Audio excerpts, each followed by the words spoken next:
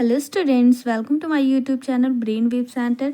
ये lecture BSc 4 semester chemistry का होने वाला है, जिसमें कि ये यूनिट 1 आपका कंप्लीट करा दिया गया है। जिन भी स्टूडेंट ने उस लेक्चर्स को नहीं देखा है तो जाकर चेकआउट कीजिए। हमारे चैनल पर एक प्लेलिस्ट बना होगा जिसमें कि बीएससी 4 सेमेस्टर केमिस्ट्री के नेम से वो प्लेलिस्ट बना होगा।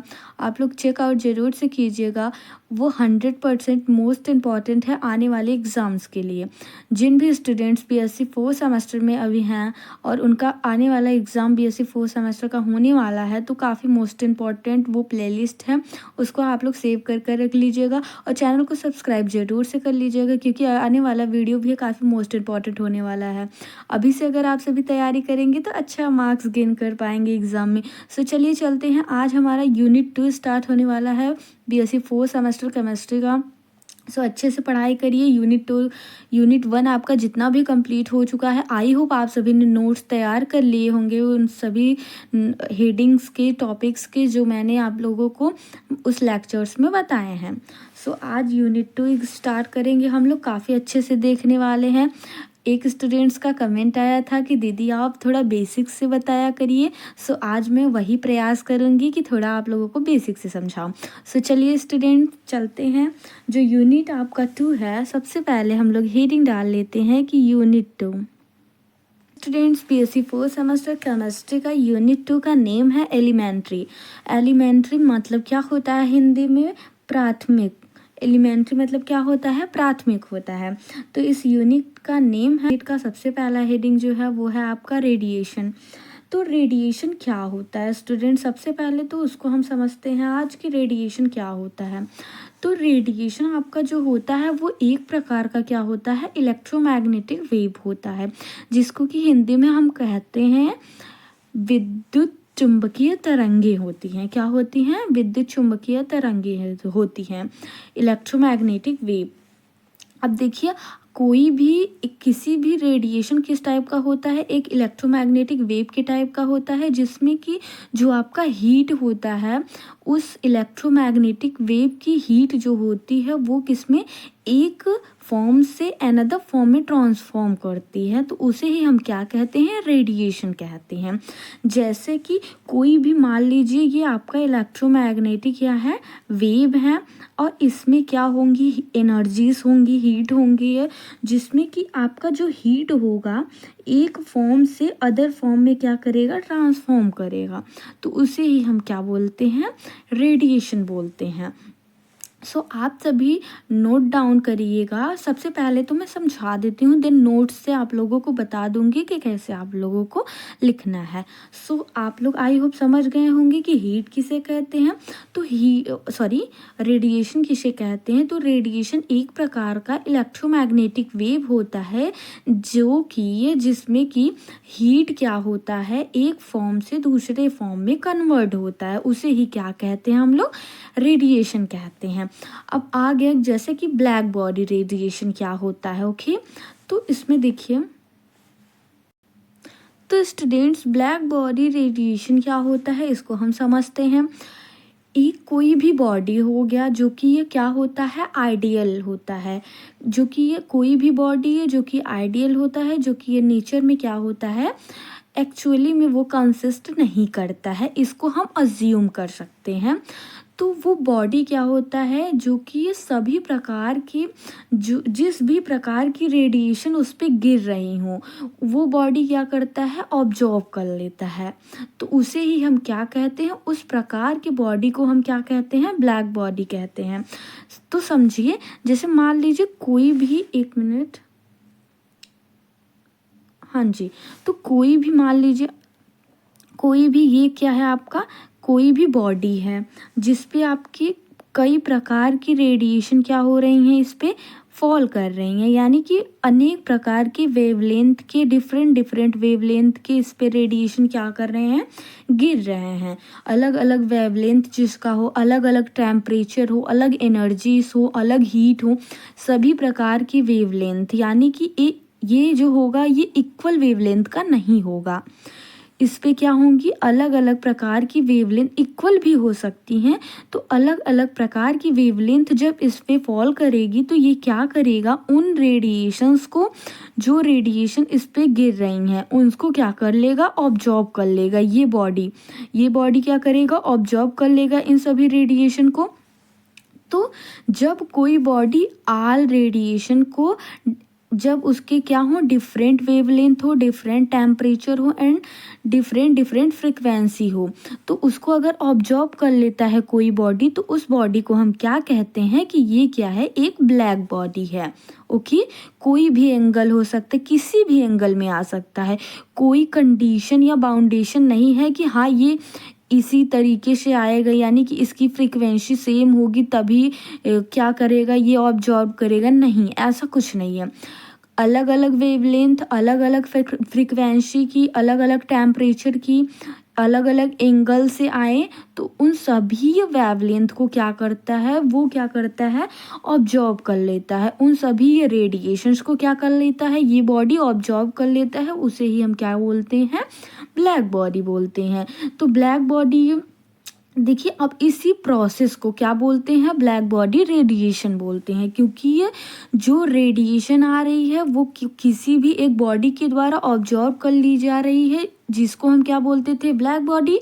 अब इस प्रोसेस को, जो हमारी रेडिएशन आ रही है उसको ब्लैक बॉडी ऑब्जॉर्व कर रहा है, ये जो प्रक्रिया हो रही है उसको हम क्या बोलते हैं, इस पूरे प्रोसेस को हम बोलते हैं ब्लैक बॉडी रेडिएशन। सो जैसे एग्जाम्पल में क्या हो गया, आपका सन हो गया, लैंप ब्लैक हो गया, ग्रेफाइड हो गया, एक्सेट्रा, ये सभी आपके ब्लैक बॉडी रेडिएशन हो गए। अब इसका मतलब ये मत समझ लीजिएगा आप लोग कि ब्लैक बॉडी रेडिएशन का मतलब कोई भी बॉडी जब ब्लैक होता है तो उसे ही हम क्या बोलते हैं, ब्लैक बॉडी बोलते हैं, ऐसा कुछ नहीं है। किसी भी कलर का हो सकता है। मैंडेटरी कंडीशन क्या है उसकी कि वो क्या करे, वो बॉडी क्या करे, सभी प्रकार की, यानी कि different wavelength, different frequency, different angle, different temperature की रेडिएशंस को क्या करे, ऑब्जॉर्ब कर ले। जो भी बॉडी इस टाइप का कंडीशन को फॉलो करेगी तो उसे हम क्या कहेंगे, ब्लैक बॉडी कहेंगे। और ब्लैक बॉडी का मतलब ये बिल्कुल नहीं है कि वो बॉडी ही क्या हो, ब्लैक कलर की हो, किसी भी कलर की बॉडी हो सकती है, किसी भी कलर की वो बॉडी हो सकती है, बस वो क्या करे, सभी प्रकार के रेडिएशन को ऑब्जॉर्ब करे। आई होप आप सभी को क्लियर हो गया होगा ब्लैक बॉडी रेडिएशन क्या होता है। तो इन दोनों टॉपिक को हम नोट डाउन सबसे पहले करते हैं कि हम इसको अपने नोटबुक में कैसे रिटर्न करेंगे। सो चलिए चलते हैं, कैसे नोट डाउन करेंगे। सबसे पहले आप हेडिंग लगाएंगे यूनिट 2, जिसका आप नेम है एलिमेंट्री क्वांटम मैकेनिक्स।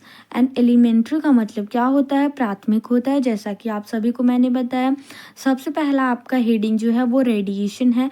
तो रेडिएशन किसे कहते हैं, radiation is a type of a electromagnetic wave which is transfer heat one form to another form. देखिए मैंने अपने से कुछ नहीं लिखा हुआ है, जो समझाया है आपको देन वही लिखा हुआ है इसमें। सो आप सभी को, ताकि आप सभी अच्छे से याद कर पाए, जिस वेव में आप लोग समझे उसी वेव में आप लोग याद करेंगे तो जल्दी याद हो जाएगा, ज़्यादा अच्छे से समझ में आएगा।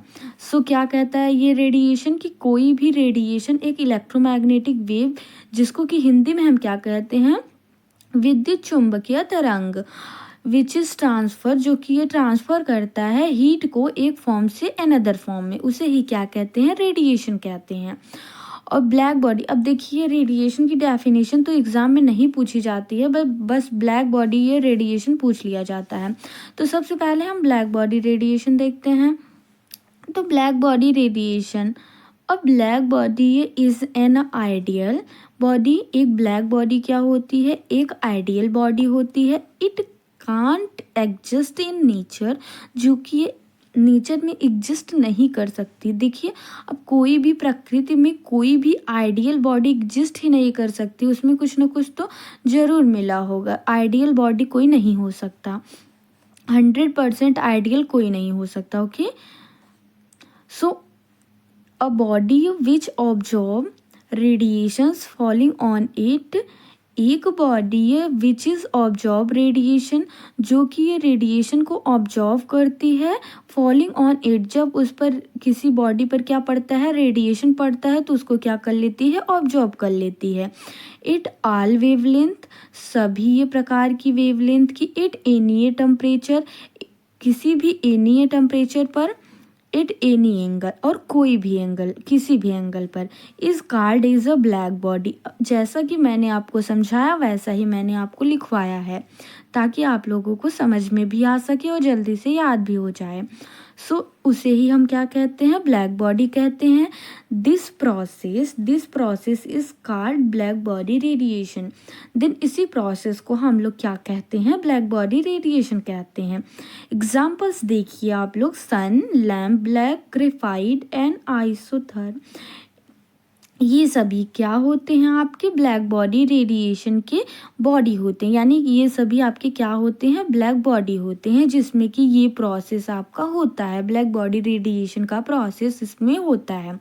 सो आई होप स्टूडेंट्स ये दोनों टॉपिक्स इस वीडियोस में क्लियर हो गई होंगी। जहाँ कहीं भी आप लोगों को नहीं समझ में आ रहा है तो आप लोग कमेंट बॉक्स में कमेंट जरूर किया करिए कि आपको वीडियोस कैसी लग रही हैं, कहाँ पर समझ में आ रहा है, कहाँ पर कुछ नहीं समझ में आ रहा है। सो अभी मेरा फर्स्ट टाइम है वीडियो शूट करने का, सो थोड़ी बहुत मिस्टेक हो सकती है, तो उसको मैं सुधारने का प्रयास करूँगी। आप सभी कमेंट बॉक्स में मेरी गलतियाँ और मेरी अच्छाइयाँ दोनों ही बताया करिए। सो गलतियाँ ज़्यादातर बताया करिए, क्योंकि अभी मैं बिगनर हूँ। सो आई होप स्टूडेंट्स सभी चीज़ें क्लियर हो गई होंगी। आज की लेक्चर्स में हम प्लैंक रेडिएशन लॉ पढ़ेंगे, जो कि काफ़ी मोस्ट इंपॉर्टेंट होने वाला है एग्ज़ाम पॉइंट ऑफ व्यू के लिए। BSc 4 सेमेस्टर के एग्ज़ाम में कई बार रिपीट हुए हैं कि प्लैंक रेडिएशन लॉ क्या होता है, डायरेक्ट ऐसे ही पूछ लिया गया है। सो 2 मार्क्स में या फिर 5 मार्क्स में ये क्वेश्चन रिपीट होते हैं एग्ज़ाम में। सो सबसे पहले हम लोग रेडिएशन के बारे में तो समझ लिए थे, देन ब्लैक बॉडी क्या होती है उसके बारे में भी मैंने समझा चुका था आप लोगों को पहले ही वीडियोस में।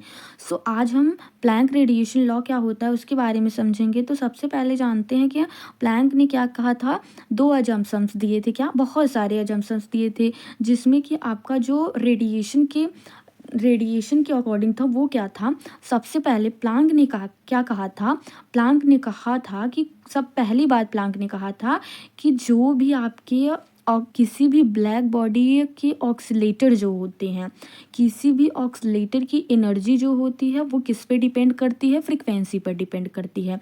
और कोई भी ब्लैक बॉडी ऑक्सीलेटर जो एनर्जी रखता है वो कैसी एनर्जी रखता है, डिसकंटिन्यूअस एनर्जी रखता है।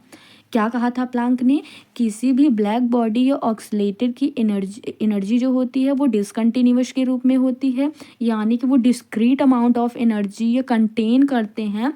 देन वो जो एनर्जी होती है ऑक्सीलेटर की वो डायरेक्टली डिपेंड करती है ऑक्सीलेटर की फ्रिक्वेंसी से। इट मीन्स दैट जब एनर्जी आपका उस ऑक्सीलेटर की एनर्जी जितना हाई होगा तो उसका फ्रिक्वेंसी भी उतना हाई होगा। या फिर अनदर वे में आप कह सकते हैं कि जब किसी भी ऑक्सीलेटर की फ्रिक्वेंसी जितनी अधिक होगी उसकी एनर्जी उतना ही अधिक होगा। या फिर कह सकते हैं किसी भी ऑक्सीलेटर की एनर्जी जितनी लो होगी तो उसका क्या होगा, फ्रिक्वेंसी उतना लो होगा, क्योंकि जो दोनों क्या है एक दूसरे पे डिपेंड हैं। सो आई होप स्टूडेंट्स ये क्लियर हो गया होगा कि फर्स्ट अजम्पशंस था जो आपका प्लैंक का वो क्या था। अब सेकेंड अजम्पशंस जो था प्लैंक का वो क्या कहा था प्लैंक ने, उन्होंने कहा कि ऑक्सीलेटर जो होता है, किसी भी ब्लैक बॉडी का ऑक्सीलेटर जो होता है और उस ऑक्सीलेटर की एनर्जी जो होती है वो किसके इक्वल होती है, E is equal to H mu के इक्वल होती है, एच न्यू के इक्वल होती है। तो E is equal to H nu जो होता है, यहाँ पर इन्होंने n लगाया कि E is equal to N H nu, जिसमें कि जो कि ये एनर्जी जो होती है वो ना तो एब्जॉर्ब की जा सकती है और ना ही इमिट की जा सकती है। ओके, यही 2 बात प्लैंक ने अपने एजम्पशंस में बताया था। सो आई होप स्टूडेंट्स ये क्लियर हो गया होगा।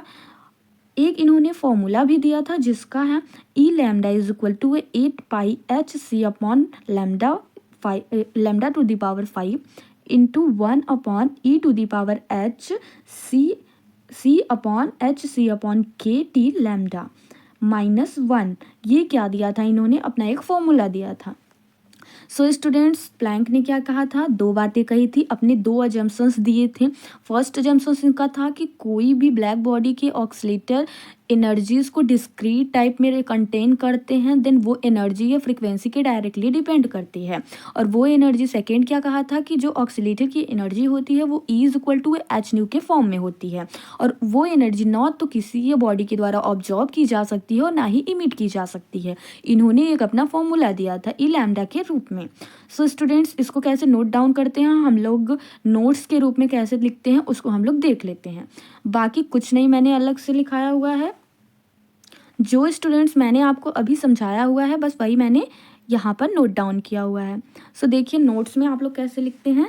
तो Planck radiation law, first heading, then according to Planck's theory there are following assumptions। First क्या था, the oscillator of a black body can have only a discrete या discontinuous amount of energy depend upon frequency of oscillator. क्या कह रहा है कि the oscillator of a black body can have only a discrete या discontinuous amount of energy. कोई भी black body है जिसको ऑक्सीलेटर क्या करता है, कंटेन करता है डिस्क्रीट अमाउंट ऑफ एनर्जी को, जो कि यह energy depend upon frequency of oscillator, जो कि यह डायरेक्टली डिपेंड करता है उस ऑक्सीलेटर की फ्रीक्वेंसी पर। E = N H nu, N = 0 1 2 3 4, ये ऐसे रहेगा। देन सेकेंड आपका क्या कह रहा है कि is long is the oscillator has equal to energy to E = N H nu, यानी कि जो ऑक्सीलेटर की एनर्जी होगी वो किसके इक्वल होगी, ये E = एच न्यू के इक्वल होगी। इट कैन नॉट इमिट और ऑब्जॉर्व एनर्जी, इसको ना तो ऑब्जॉर्व किया जा सकता है ना ही इमिट किया जा सकता है। Planck's detect the relation for the energy ये E lambda with the black body ये 8 लैम्डा वेवलेंथ, यानी कि किसी भी ब्लैक बॉडी या किसी भी लैम्डा वेवलेंथ पर ई लैम्डा का फॉर्मूला क्या होगा, इसका दोनों का रिलेशन दिया इन्होंने।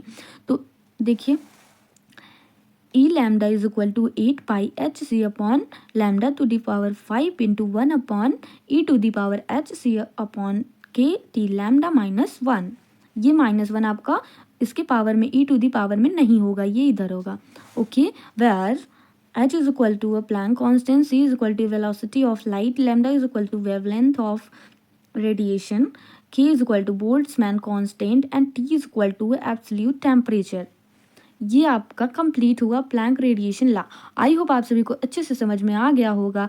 सबसे पहले समझते हैं कि फोटो इलेक्ट्रिक इफेक्ट क्या होता है। तो सबसे पहले आपको क्या लेना है, एक मेटल सरफेस लेना है। क्या लेना है, मैंने एक क्या ले लिया, मेटल सरफेस ले लिया। ये क्या है, हमारा एक मेटल सरफेस है, जिसमें कि आप सभी को पता है या फिर नहीं पता है तो मैं बता रही हूँ कि ये जो मेटल का सरफेस होता है इसमें क्या होते हैं, आपके छोटे छोटे इलेक्ट्रॉन्स होते हैं। क्या होते हैं, इलेक्ट्रॉन क्या होते हैं, मूव करते रहते हैं। देन कोई भी, अब देखिए सबसे पहले आपको लेना है एक मेटल सरफेस जिसमें कि आपके इलेक्ट्रॉन होते हैं।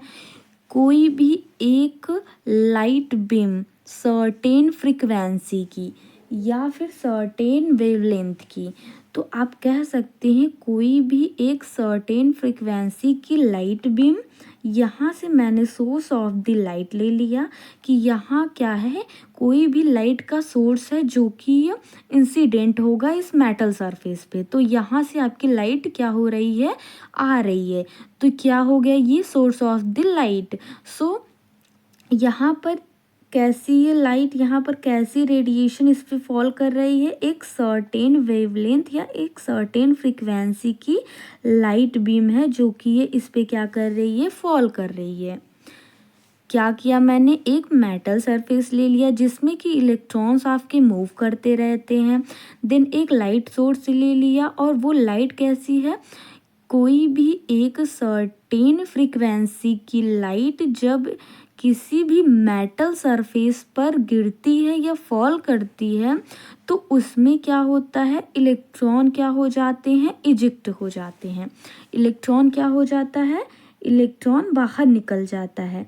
जब इस पे किसी भी सर्टेन फ्रीक्वेंसी की लाइट बीम किसी मेटल सरफेस पे पड़ेगी तो इलेक्ट्रॉन का क्या हो जाएगा, इजेक्ट हो जाएगा। जब इलेक्ट्रॉन इजेक्ट हो जाएगा तो इसी मेथड्स या इसी प्रोसेस को हम क्या कह देते हैं, फोटो इलेक्ट्रिक इफेक्ट कह देते हैं। कैसे, क्या कहते हैं, फोटो इलेक्ट्रिक इफेक्ट कहते हैं, जिसमें कि आपका जो ये देखिए ये क्या है, सोर्स ऑफ द, एस हमने मान लिया सोर्स ऑफ द लाइट, यहाँ पर लाइट लिख लीजिए या फिर फुल लिख लीजिएगा, source of the light.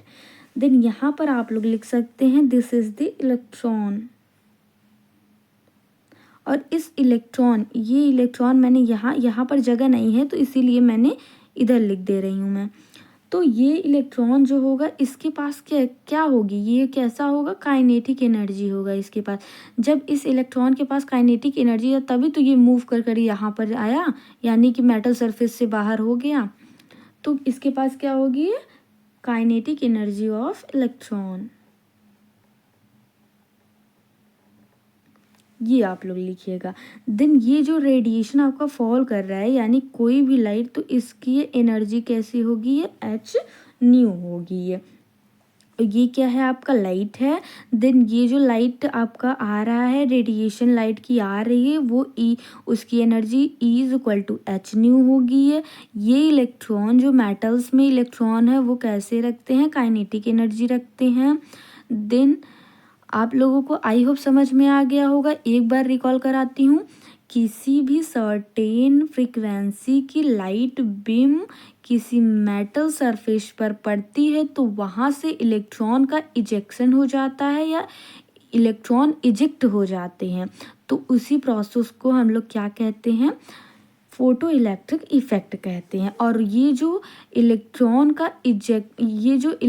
Eject हुए हैं उस इलेक्ट्रॉन को हम लोग क्या कहेंगे, फोटो इलेक्ट्रॉन कहेंगे। सो आई होप क्लियर हो गया है। अब हम देख लेते हैं कि नोट्स में हम लोग कैसे लिखते हैं।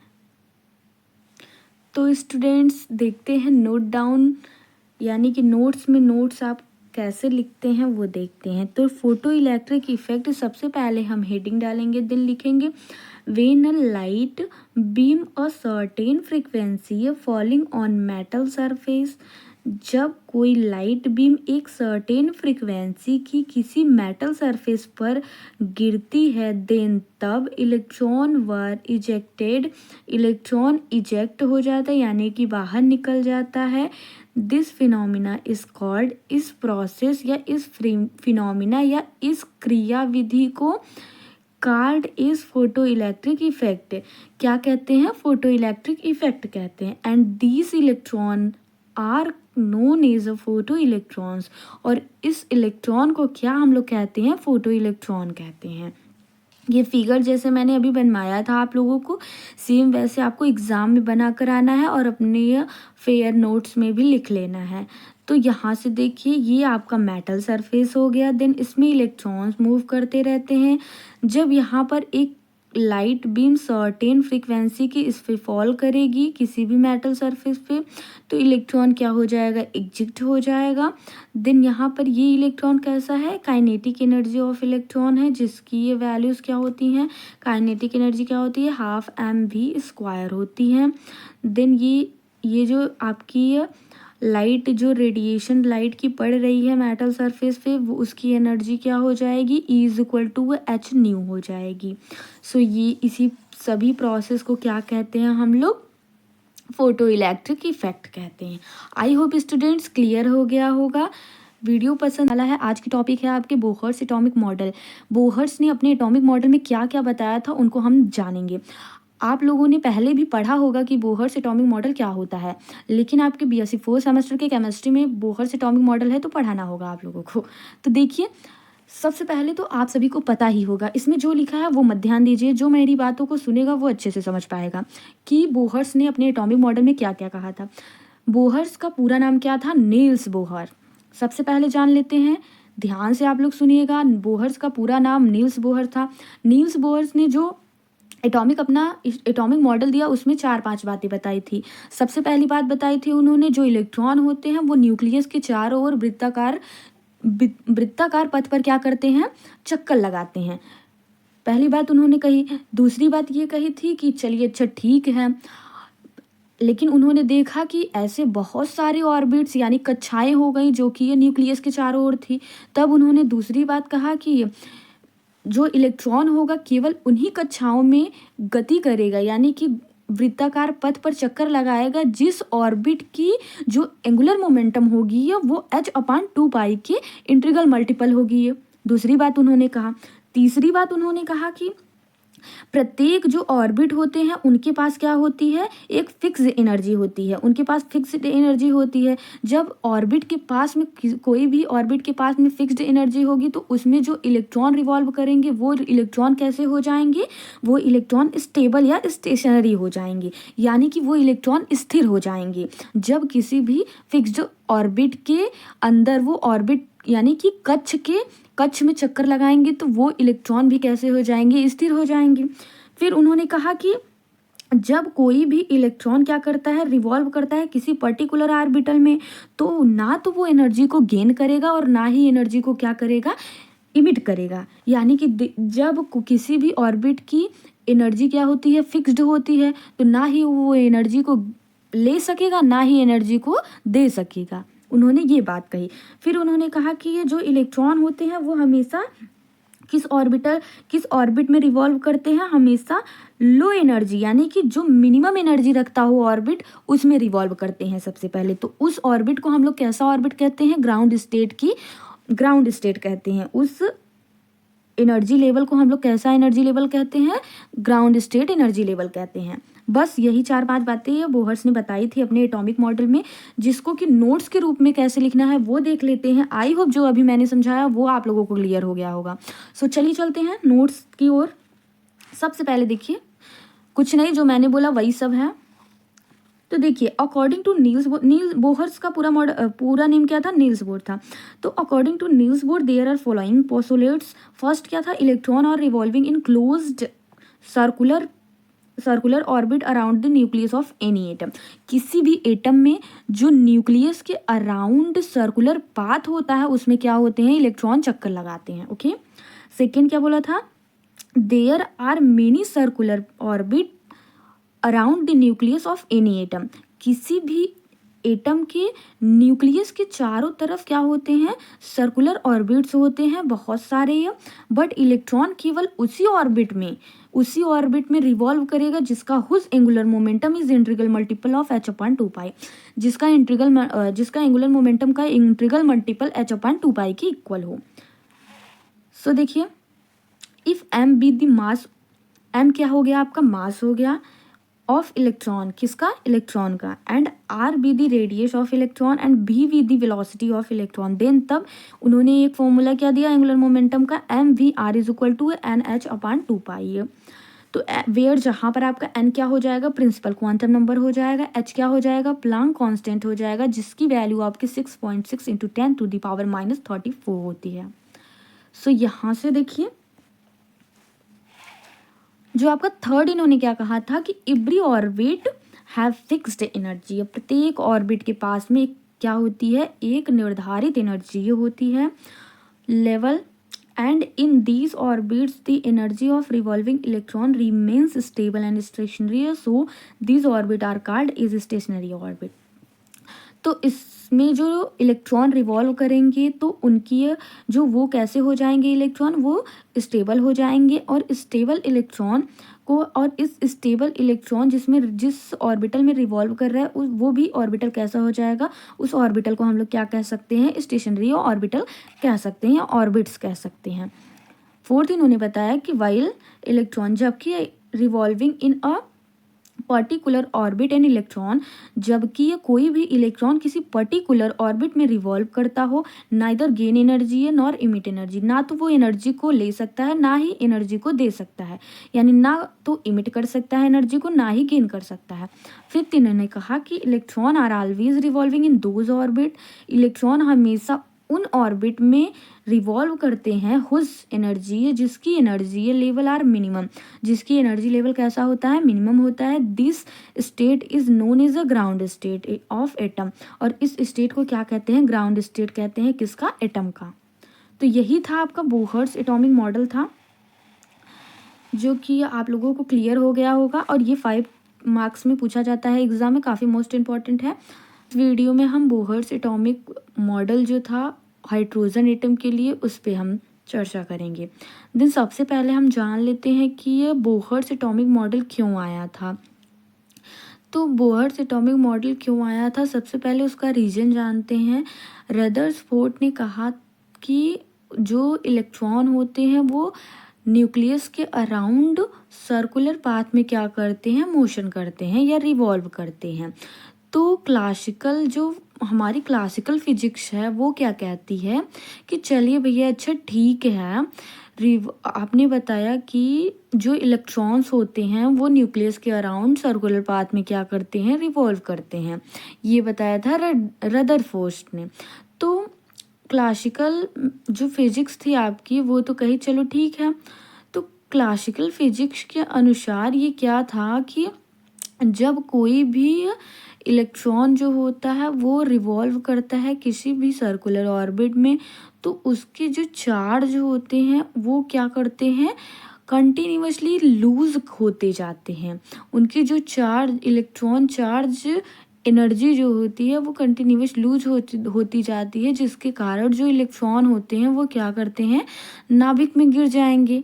इससे तो ये हुआ कि जब लगातार इलेक्ट्रॉन न्यूक्लियस के चारों तरफ रिवॉल्व करता रहेगा तो वो एक समय ऐसा आएगा कि वो क्या हो जाएगा, न्यूक्लियस में गिर जाएगा। ये किसने कहा था, क्लासिकल फिजिक्स ने। तो इस चीज़ को रदरफोर्ड ने नहीं एक्सप्लेन कर पाया था, तो उनकी मॉडल ये ऑर्बिट के बारे में जानकारी देता है। तो आई होप क्लियर हो गया होगा। 1930 में आया था ये, देखिए 1913 में आया था, किस में आया था, 1913 में आया था ये मॉडल।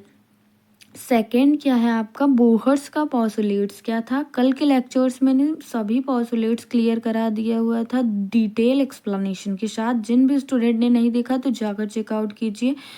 ये आज मैं थोड़ा सा इंट्रो लेकर आई हूँ कि ताकि या अभी इससे एक हाइड्रोजन एटम के लिए कुछ न्यूमेरिकल्स होंगे उसको क्लियर कराने के लिए।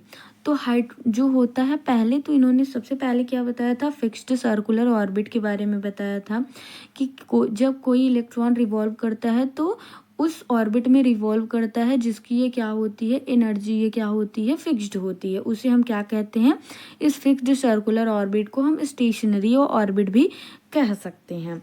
दूसरा उन्होंने क्या बताया था कि ऐसे बहुत सारे ऑर्बिट न्यूक्लियस के अराउंड होते हैं जिसमें कि इलेक्ट्रॉन रिवॉल्व करते हैं, लेकिन इलेक्ट्रॉन केवल उसी ऑर्बिट में रिवॉल्व करता है जिस ऑर्बिट की क्या हो, एंगुलर मोमेंटम क्या हो, वह NH/2 के इक्वल हो। तो अगर एंगुलर मोमेंटम इसके बराबर हो जाएगी ऑर्बिट की, तभी वो इलेक्ट्रॉन क्या करेगा, उस ऑर्बिट में क्या करेगा, रिवॉल्व करेगा। देन थर्ड होगा आपका कि जो एनर्जी होगी ना तो इमिट होगी और ना ही एब्जॉर्ब होगी ये। तो एनर्जी जब होगी ये तो वो कैसी होगी, ये E=h के फॉर्म में वो एनर्जी क्या करेगा, इमिट करेगा। E=h के फॉर्म में, यानी कि कोई भी जो वो रेडिएशन होगा वो इमिट कैसे करेगा, एनर्जी को फोटोन के फॉर्म में इमिट करेगा, और उसकी एनर्जी कैसी होगी, E=h के फॉर्म में होगी। देन ये जो होता है किसी भी एटम के लिए जो फॉर्मूला होता है एनर्जी का, En=-13.6 upon n² electron volt होता है। देखिए जब इलेक्ट्रॉन यानी n नंबर ऑफ n बढ़ेगा तो निगेटिव और चार्ज एनर्जी जो होंगी वो क्या होगी, ये डिक्रीज होंगी धीरे धीरे, और स्टेबिलिटी क्या हो जाएगी, डिक्रीज हो जाएगी। यहाँ से देखिए रेडियस का फॉर्मूला क्या होता है, किसी भी ऑर्बिटल का रेडियस क्या होता है, तो वो इस फॉर्मूले से हम लोग फाइंड आउट कर सकते हैं। तो Rn=n², Rn/z एटॉमिक नंबर, उस एटम की एटॉमिक नंबर होगी ये। तो n डायरेक्टली ये किस पे डिपेंड करेगा, ऑर्बिटल के साइज पर। जितने ऑर्बिटल के साइज होंगे जितने, यानी कि n जैसे जैसे बढ़ेगा तो ऑर्बिटल की साइज भी वैसे वैसे क्या होती जाएगी, इंक्रीज होती जाएगी। या फिर कह सकते हैं यहाँ पर कि जैसे जैसे जेड आपका बढ़ता है वैसे वैसे क्या होती है, ऑर्बिटल की साइज इंक्रीज होती जाती है। सो आई होप ये पॉस्टुलेट्स थे जो कि ये कल के लेक्चर्स में डिटेल में मैं बताई हूँ। अगर जिन भी स्टूडेंट ने नहीं देखा तो जाकर चेकआउट कीजिएगा। आज ऐसे ही इंट्रो करा रही हूँ क्योंकि मुझे थोड़े से इसके थोड़े न्यूमेरिकल हाइड्रोजन एटम के लिए सॉल्व कराना था, इसीलिए। सो ये सारी ये टर्म्स जो हैं आपको क्लियर हो गई होंगी स्टूडेंट्स। तो हम चलते हैं अपने मेन टॉपिक पर। अब देखिए हमारा मेन टॉपिक क्या था कि हाइड्रोजन स्पेक्ट्रम। अब देखिए ये बोहर्स जो थी, ये बोहर्स के एटॉमिक मॉडल वो क्या कही थी, हाइड्रोजन स्पेक्ट्रम के बारे में भी बताई थी। तो हाइड्रोजन स्पेक्ट्रम के बारे में उन्होंने क्या बताया था, सबसे पहले बताया था कि जब बोहर्स ने कहा कि जब हम हाइड्रोजन गैस को एक्साइट करते हैं, यानी कि एक्साइटेड अवस्था में जब उसको एक्साइट कर देते हैं, तो उसमें जो होता है, जो जब हम हाइड्रोजन गैस को एक्साइट करते हैं तो हाइड्रोजन गैस एक्साइटेड से लोअर एनर्जी लेवल में आती है। तो वो डिफरेंट डिफरेंट वेवलेंथ के लाइट को क्या करती है, इमिट करती है। क्या करती है, डिफरेंट डिफरेंट वेवलेंथ के लाइट को इमिट करती है। जब हम हाइड्रोजन, बोहर्स ने कहा कि जब हाइड्रोजन गैस को एक्साइट किया जाता है तो वो एक्साइटेड स्टेट से ग्राउंड स्टेट में एनर्जी को क्या करती है, इमिट करती है। डिफरेंट डिफरेंट वेवलेंथ के फॉर्म में वो क्या करती है, इमिट करती है। वही जो डिफरेंट डिफरेंट वेवलेंथ हो गई वो क्या होती है, इसमें से सीरीज बनती है, जो कि ये Lyman series, बामर series, Paschen series, Brackett series, ये सब होती है। लाइमन सीरीज जो होती है वो आपकी किस में होती है, यूवी में देखी जाती है, यूवी ये रीजन में देखी जाती है। देन आपकी ये बामर सीरीज जो होती है वो आपका विजिबल रीजन में देखी जाती है। आपकी पाशन जो सीरीज होती है वो आपकी इंफ्रारेड में देखी जाती है, रीजन में। तो देखिए बोहर्स मॉडल हाइड्रोजन स्पेक्ट्रम के बारे में इतना बताया था। अब चलते हैं, हम देखते हैं कि इनकी क्या थी, कमियां क्या थी, लिमिटेशन क्या था, देन और कुछ भी। तो स्टूडेंट सबसे पहले आप हेडिंग लगाएंगे, यहाँ से आपके नोट्स में लिखना है ये सभी है, वो मैंने ये आपको थोड़ा क्लियर कराने के लिए, मैंने आपको सब समझाने के लिए वो सब लिखवाया था। सो आप सभी चाहते हैं तो वो भी नोट डाउन कर सकते हैं, कोई भी दिक्कत नहीं है अपने फेयर्स में। तो Bohr's atomic model for hydrogen atom, according to Bohr's the atomic radius is given by. अब देखिए रेडियस का फॉर्मूला अभी मैंने बताया था आप लोगों को कि Rn is equal to n square into r, z की जगह पर 1 लिया गया है। क्यों लिया गया है, क्योंकि हम लोग किस पे बात कर रहे हैं, हाइड्रोजन एटम के बारे में। तो हाइड्रोजन का एटॉमिक नंबर कितना होता है, 1 होता है। तो इसको हम क्या मान लेंगे, इक्वेशन 1 लेट कर लेंगे। वेयर जहाँ पर एन आपका नंबर ऑफ सेल है, R1 है बोहर्स रेडियस है, the Bohr's radius is R1 is equal to 0.529 angstrom होता है। From equation first Rn is equal to n square upon, अब देखिए फ्रॉम इक्वेशन फर्स्ट इक्वेशन से हम इसको कैसे लिख सकते हैं, तो Rn is equal to n square z into, अब इसकी वैल्यू हमने यहाँ पर लिख दिया तो 0.529 angstrom, where z is the atomic number. The energy of electron in hydrogen atom, z is equal to 1 हो जाएगा। तो एनर्जी क्या हो जाएगी हाइड्रोजन एटम की, 1, यानी कि energy of hydrogen atom is equal to -13 into 6 electron volt for NH shell के लिए। जब आपका NH सेल हो जाएगी, फर्स्ट सेल था आपका, NH सेल के लिए क्या हो जाएगा, यानी कि n नंबर के लिए is equal En is equal to -13 into 13.6 into z square upon n square electron volt. ये आपका टोटल फॉर्मूला, जो कि ये मैंने आपको हाइड्रोजन एटम के, अभी मैंने एटम के फॉर्मूले को बताया था पासुलेट्स में। अब देखते हैं कि कुछ लिमिटेशंस क्या थी, बोहर्स बोहर्स एटॉमिक मॉडल की लिमिटेशन थी। Bohr's model does not work well for complex atom. ये कॉम्प्लेक्स एटम के बारे में, मतलब कॉम्प्लेक्स एटम पर अच्छे से वर्क नहीं कर रहा था बोहर्स मॉडल। ये किस पे वर्क कर रहा था, केवल उसी पे बोहर्स मॉडल वर्क करता है, या तो हाइड्रोजन लाइक एटम, उसी पे ये हाइड्रोजन बोहर्स मॉडल वर्क करता है।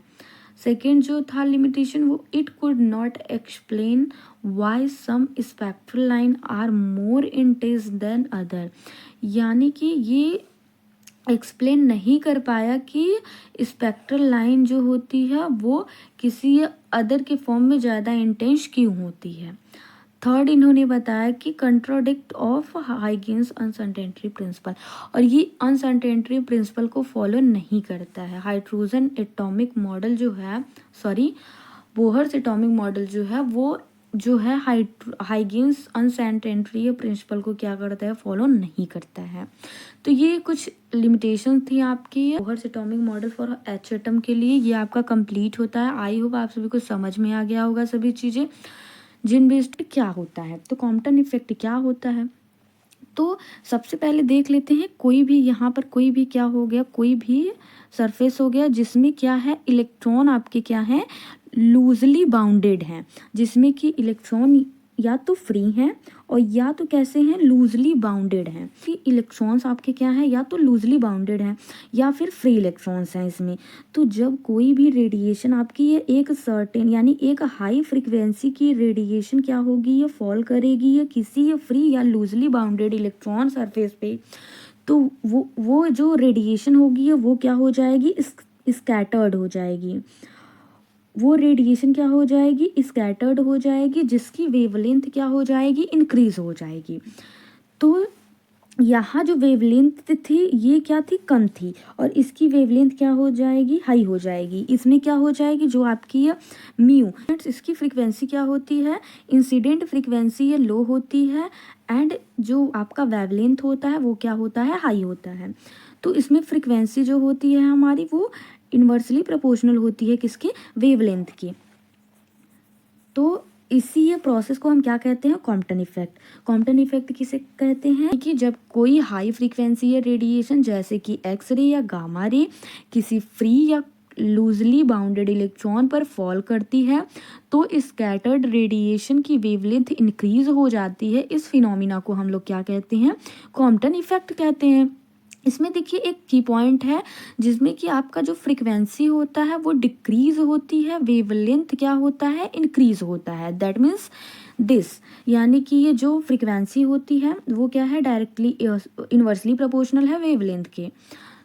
अब देखिए कॉम्पटन इफेक्ट क्या होता है, आई होप आप सभी को अच्छे से समझ में आ गया होगा। अब हम देखते हैं कि ये क्लासिकल फिजिक्स क्या कहती है, यानी कि क्लासिकल वेव थियरी ये क्या कहती है। तो देखिए कि वेवलेंथ सिर्फ जो होता है वो इंटेंसिटी पर डिपेंड करता है, बट एक्सपेरिमेंट में वेवलेंथ स्कैटरिंग एंगल पर डिपेंड कर रहा है। क्लासिकल थियरी में आपका जो वेवलेंथ है वो किस पे डिपेंड होना चाहिए, वो इंटेंसिटी पे डिपेंड होना चाहिए। लेकिन आपका जो एक्सपेरिमेंट यानी कॉम्पटन एक्सपेरिमेंट है वो क्या कहता है कि वेवलेंथ आपका स्कैटरिंग एंगल पर डिपेंड करता है। इसलिए जो क्लासिकल थियरी थी वो क्या हो गई थी, यहाँ पर फेल हो गई थी। तब क्या कहा गया था, जब क्लासिकल थियरी फेल हो गई तो एक्सप्लेन किया गया था किसको, कॉम्पटन इफेक्ट को। तो फोटोन एक क्या होता है, पार्टिकल की तरह क्या होता है, इलेक्ट्रॉन से कोलाइड करता है। समझ रहे हैं आप लोग, जो फोटोन होता है एक पार्टिकल की तरह इलेक्ट्रॉन से कोलाइड करता है। विजन के बाद फिर क्या गया था कि फोटोन अपनी एनर्जी का कुछ हिस्सा क्या होता है, इलेक्ट्रॉन को दे देता है। जब कोलाइड करते हैं दोनों तो जो फोटोन होता है वो अपनी कुछ एनर्जी क्या करता है, इलेक्ट्रॉन को दे देता है। पूरी एनर्जी नहीं देगा, कुछ एनर्जी इलेक्ट्रॉन को दे देगा। तो इलेक्ट्रॉन जो होगा वो क्या हो जाएगा, रिकोल हो जाएगा। और रिकोल करता है, इलेक्ट्रॉन क्या करता है, रिकोल करता है। तो फोटोन की वेवलेंथ बढ़ जाती है इसी समय। समझ रहे हैं आप लोग, जब इलेक्ट्रॉन क्या करता है, रिकॉल करता है, तो फोटोन की एनर्जी क्या होती है, कम हो जाती है, और वेवलेंथ कैसा हो जाता है, बढ़ जाता है। तो इस कॉन्सेप्ट को, ये कैसा कॉन्सेप्ट था, ये कॉम्पटन इफेक्ट का कुछ कॉन्सेप्ट था।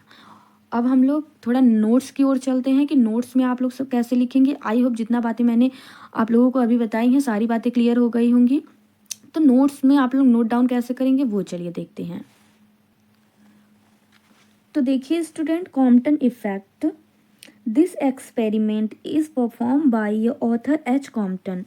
इस एक्सपेरिमेंट को किसने परफॉर्म किया था? कॉम्पटन ने, जिनका पूरा नेम क्या था? H Compton.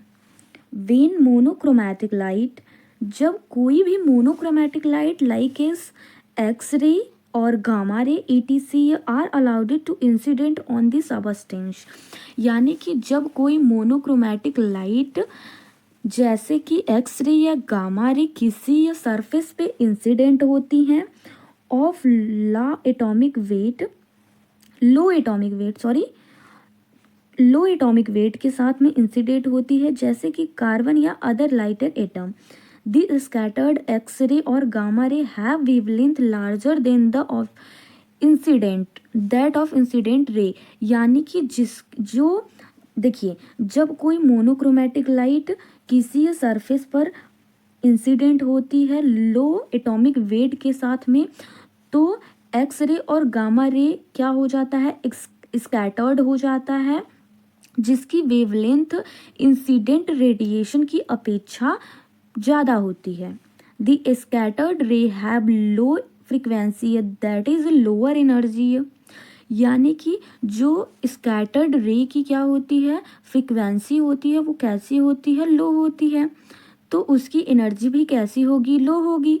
Then incident X ray, therefore, इसलिए एक्स रे क्या करता है? Contain radiation of a higher wavelength, X ray high wavelength के रेडिएशन को कंटेन करता है। This effect is known as a Compton effect, इस इफेक्ट को हम लोग क्या कहते हैं? कॉम्पटन इफेक्ट कहते हैं। तो देखिए, इंसिडेंट रे वेवलेंथ क्या हो जाएगा? कम हो जाएगा। स्कैटर्ड वेवलेंथ जो हो जाएगा वो हाई हो जाएगा। फ्रीक्वेंसी के टर्म में क्या हो जाएगी कि इंसिडेंट फ्रीक्वेंसी आपकी जो फ्रीक्वेंसी होगी वो लो होगी, जैसे जैसे फ्रीक्वेंसी लो होगी वैसे वैसे वेवलेंथ आपका इंक्रीज करेगा। तो देखिए, according to law of conservation of energy and law of conservation of momentum by applying de Broglie equation. अब देखिए, जिन भी स्टूडेंट ने यूनिट फर्स्ट नहीं देखा हुआ है तो वो अभी डी ब्रॉगली इक्वेशन क्या होता है उनको नहीं पता होगा। तो पहले तो यूनिट फर्स्ट से देखना आप लोग स्टार्ट करिए। तो de Broglie equation lambda is equal to h upon p होता है। पी की जगह पर m इंटू वी भी लिख सकते हैं, और p इज इक्वल टू, इसको हम p के फॉर्म में, मोमेंटम के फॉर्म में कैसे लिखेंगे? p is equal to H upon lambda, then इसका मल्टीप्लाई इसमें, इसका इसमें, p की वैल्यू लिखने के लिए ये h अपॉन लेमडा। तो यहाँ से देखिए, या फिर लिख सकते हैं p is equal to H upon lambda की वैल्यू क्या होती है? c अपॉन न्यू होती है। तो p is equal to H upon, अब न्यू की वैल्यू क्या हो? अब देखिए 1 h अपॉन 1, देन इसका मल्टीप्लाई इसमें, तो p is equal to H nu upon C आ जाएगा। तो यहाँ से देखिए, लेट फॉर इंसिडेंट एक्स रे, हमने क्या कर लिया? लेट कर लिया कि कोई भी एक्स रे क्या है? इंसिडेंट हो रहा है। तो momentum is equal to H nu naught upon c is equal to H upon lambda naught for scattered ray X ray. तो स्कैटर्ड के लिए पहले तो एक्स रे कैसा है? इंसिडेंट हो रहा है, तो मोमेंटम ये आ गया। देन अगर इस एक्स रे आपका स्कैटर्ड हो रहा है तो मोमेंटम आपका h nu dash upon c is equal to H upon lambda dash हो जाएगा। According to Compton effect the difference between wavelength of light, तो डेल्टा एच, डिफरेंस को हम लोग किससे रिप्रेजेंट करते हैं? डेल्टा से। देन वेवलेंथ में डिफरेंस है तो इसको लैम्डा लिखेंगे is equal to lambda dash minus lambda. तो delta lambda is equal to lambda dash की वैल्यू क्या हो जाएगी? यहाँ से H upon M naught C 1 minus cos theta, ये वैल्यू आ जाएगी, जहाँ पर आपकी जो लैम्डा डैश है वो इंसिडेंट वेवलेंथ हो जाएगी, लैम्डा है स्कैटर्ड वेवलेंथ हो जाएगी, m naught m mass of electron हो जाएगा, सी आपका वेलोसिटी ऑफ लाइट हो जाएगी, ये थीटा आपका angle of between scattered light and incident light, n is equal h is equal to a Planck constant हो जाएगा। देन आपको फिगर ड्रॉ करना है। तो ये देखिए, आपकी वेवलेंथ आ रही है, कोई भी या हाई फ्रीक्वेंसी की रेडिएशन है जिसका वेवलेंथ लैम्डा है, इंसिडेंट फोटोन है। देन किसी सरफेस या लूज बाउंड इलेक्ट्रॉन पर क्या कर रही है? इंसिडेंट हो रही है, तो ये स्कैटर्ड हो जाएगी। ये एंगल्स ये है आपका फाई एंड थीटा एंगल है। लैम्डा यहाँ पर क्या है? स्कैटर्ड वेवलेंथ है, इलेक्ट्रॉन है आपका। तो फर्स्ट केस हो जाएगा आपका इफ़ यदि ये थीटा आपका 0 डिग्री हो जाएगा then cos theta is equal to 1 हो जाएगा, तो लैम्डा की value 0। There is no Compton effect, यहाँ पर कोई भी कॉम्पटन इफेक्ट नहीं होगा जब एंगल आपका 0 डिग्री होगा। सेकेंड कंडीशन जो हो जाएगी आपकी if theta is equal to 90 degree then cos 90 degree हो जाएगी देन कॉस थीटा, तो थीटा की जगह पर 90 डिग्री इज इक्वल टू 0 आ जाएगा। कॉस 90 डिग्री की वैल्यू 0 होती है, तो यहाँ पर delta lambda is equal to क्या हो जाएगा H/M0C हो जाएगी, या M0C कह सकते हैं। तो यहाँ पर कॉम्पटन इफेक्ट पॉसिबल है। सो ये रहा आपका पूरी की पूरी टॉपिक कॉम्पटन इफेक्ट का, जो कि आपसे 20 मार्क्स में भी पूछ लिया जाता है एग्जाम में, देन आपसे 5 मार्क्स या 2 मार्क्स में भी पूछ लिया जाता है। 2 मार्क्स में पूछेगा तो ओनली ये कॉम्पटन इफेक्ट की डेफिनेशन पूछेगा, देन अगर आपसे 20 मार्क्स में पूछता है तो ये सभी भी आपको करके आना है। वाले हैं टॉपिक है हमारा ऑपरेटर। टॉपिक तो वैसे ऑपरेटर आपसे एग्जाम में पूछा तो नहीं जाता है, BSc 4 सेमेस्टर के केमिस्ट्री में ऑपरेटर क्या होता है ये एग्ज़ाम में नहीं पूछा जाता है। पूछा क्या जाता है, हैमिल्टोनियन ऑपरेटर पूछा जाता है, वो भी ये किस में पूछा जाता है, वेरी शॉर्ट, यानी कि 2 मार्क्स में पूछा जाता है। तो सबसे पहले अगर हमें पता ही नहीं होगा कि ऑपरेटर क्या होता है तो हैमिल्टोनियन ऑपरेटर कैसे हम जान पाएंगे। तो सबसे पहले हम जान लेते हैं कि ऑपरेटर क्या होता है। देखिए स्टूडेंट, ऑपरेटर क्या होता है, जैसे कि हमने आपको मैथ्स में बताया था BSc 3rd सेमेस्टर में जब हमने ग्रुप पढ़ा हुआ था, तो उसमें मैंने बताया था कि ऑपरेटर उसमें कितने प्रकार के होते थे, 2 प्रकार के होते थे। बाइनरी ऑपरेटर मैंने पढ़ाया था आपको, तो उसमें क्या था कि एक तो हमारा कैसा था, ऑपरेशन उसमें कहा जा रहा था प्लस का, एक इनटू का, तो हम एक प्लस लगा रहे थे, एक इनटू। अगर मल्टीप्लिकेशन के रिस्पेक्ट में हो गया तो इनटू, और एडिशन के रिस्पेक्ट में हो गया तो पॉजिटिव। तो वही सेम होता है ऑपरेटर क्या होता है, एक मैथमेटिकली फंक्शन होता है या सिंबल कह लीजिए होता है, जो कि एक कोई भी फंक्शन पर एक्ट करता है। जैसे कि आप लोग सब छोड़िए, यहाँ से देखिएगा ऑपरेटर क्या होता है, जैसे कि मान लीजिए हमने 3 और 2 ले लिया, अब हम कह रहे हैं अब 3 और 2 लिया, मैंने कहा कि इसको एडिशन के रिस्पेक्ट में क्या कीजिए, इसका सॉल्यूशन ज्ञात कीजिए। तो आप क्या करेंगे, एडिशन यानी कि प्लस, तो ये वाला सिंबल ही क्या कहलाता है, ऑपरेटर कहलाता है। क्या कहलाता है, ऑपरेटर कहलाता है। बस सिंपल सी थी डेफिनेशन की, यही फंक्शन यानी कि कोई भी एक क्या हो गया, मैथमेटिकली सिंबल हो गया, जो कि ये एक्ट करता है किसी भी फंक्शन में और वो प्रोड्यूस करता है क्या, अनदर फंक्शन। अब देखिए फंक्शन कैसे अनदर फंक्शन को प्रोड्यूस किया, 3 और 2 क्या हो जाएगा, 5 हो जाएगा। तो ये एक अदर फंक्शन आ गया, इसमें फंक्शन नहीं है, इसमें नंबर है, लेकिन एक फंक्शन पे ये एक्ट करेगा। तो जैसे कि 3 और 2 एक क्या थे, अनदर फंक्शन था। अब दोनों को ऐड कर दिया, जब मैंने एक ऑपरेशन इसमें प्लस लगाया तो दोनों ऐड होकर एक अदर फंक्शन हमारा प्राप्त हुआ 5। तो इसी को क्या कहते हैं, ऑपरेटर कहते हैं। तो चलिए देखते हैं डेफिनेशन कैसे आप लोग लिखेंगे इसका। तो देखिए डेफिनेशन मैंने नोट डाउन किया हुआ है। अ ऑपरेटर, देखिए an operator is a mathematically symbol that act on a function, जो कि ये एक फंक्शन पर एक्ट करता है टू प्रोड्यूस अनदर फंक्शन, और जो कि एक्ट करने के बाद क्या करता है, प्रोड्यूस करता है अनदर फंक्शन को। एग्जाम्पल देखिए, ये डेफिनेशन आपका कंप्लीट हुआ। एग्जाम्पल देखिए, जैसे d/dx is a differential operator, ये कैसा ऑपरेटर हो गया, डिफरेंशियल ऑपरेटर। अगर हम इसमें क्या कर दें, x², अगर हमने मान लीजिए यहाँ से देखिएगा, अभी ये हमारा क्या था, एक ऑपरेटर था dx/dx। अब कोई हमने फंक्शन लेट किया x², इसका क्या कराएंगे, ऑपरेट कराएंगे, इससे ऑपरेट x² का कराएंगे, ठीक है। तो हमें क्या मिल जाएगा, 2x मिल जाएगी, ये हमारा अनदर फंक्शन मिल गया। ये हमने फंक्शन लेट किया था x² और 2x हमारा अनदर फंक्शन मिल गया। कब मिला, जब हमने d/dx ऑपरेटर को ऑपरेट कराया, तो हमें क्या मिला, 2x मिला। तो इसी को हम क्या कहते हैं, ऑपरेटर कहते हैं। सिंपल सी डेफिनेशन थी, देन एग्जाम्पल था। ये अगर पूछ लिया जाता है एग्जाम में, पूछता तो नहीं है, अगर पूछ लिया जाता है तो 2 मार्क्स में पूछेगा, उससे ज़्यादा का नहीं पूछेगा। अब देखिए कि मोस्ट इंपॉर्टेंट ऑपरेटर है, जो कि है हैमिल्टोनियन ऑपरेटर। तो हैमिल्टोनियन ऑपरेटर क्या होता है, ये एक ऐसा ऑपरेटर होता है जिसके द्वारा हम क्या कहते हैं कि ये किसको बताता है, किसी भी सिस्टम के टोटल एनर्जी को डिफाइन करता है। हैमिल्टोनियन ऑपरेटर कैसा ऑपरेटर होता है, जो कि ये किसी भी सिस्टम के पूरे ये सिस्टम के टोटल एनर्जी को क्या करता है, डिफाइन करता है, जिसको हम डिनोट किससे करते हैं, एच से करते हैं। तो इसका हम क्या लिख लेते हैं, डेफिनेशन कैसे लिखेंगे, the Hamiltonian operator represent the total energy. है टोटल एनर्जी कौन कौन सी होती है, kinetic energy, then potential energy. अब मैंने इसमें शॉर्ट फॉर्म में लिखा है, आप सभी एग्जाम में ऐसे नहीं लिख कर आना है आप सभी को। टोटल वेव में लिखेंगे आप kinetic energy and potential energy of a system, किसी भी सिस्टम का इन अ क्वांटम मैकेनिक्स, किसी क्वांटम मैकेनिक्स में। It is denoted by H cap. H cap, ये जो कैप लगा है ये क्या है, ये ऑपरेटर के सैंपल को रिप्रेजेंट कर रहा है, तो एच कैप से हम रिप्रेजेंट करते हैं। दैट फॉर्मूला क्या होता है, h cap is equal to minus H cut का स्क्वायर अपन 2m होता है। अब देखिए एच कट का जो होता है, एच कट किसके बराबर होता है, एच कट किसके बराबर होता है, एच अपान 2 पाई के बराबर होता है।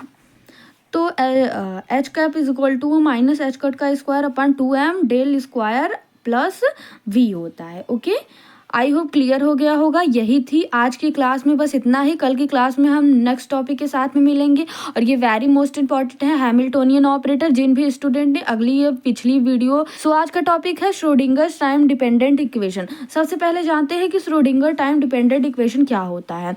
तो the equation in which wave function depends on time is known as a time dependent equation. देखिए, एक इक्वेशन जिसमें कि जो आपका वेव फंक्शन होता है वो टाइम पर डिपेंड करता है, उसे ही हम क्या कहते हैं, टाइम डिपेंडेंट इक्वेशन। और इस इक्वेशन को किसने दिया था, श्रोडिंगर ने दिया था। तो this equation was given by Schrodinger, इस इक्वेशन को श्रोडिंगर ने दिया था। So this is known as Schrodinger's time dependent equation.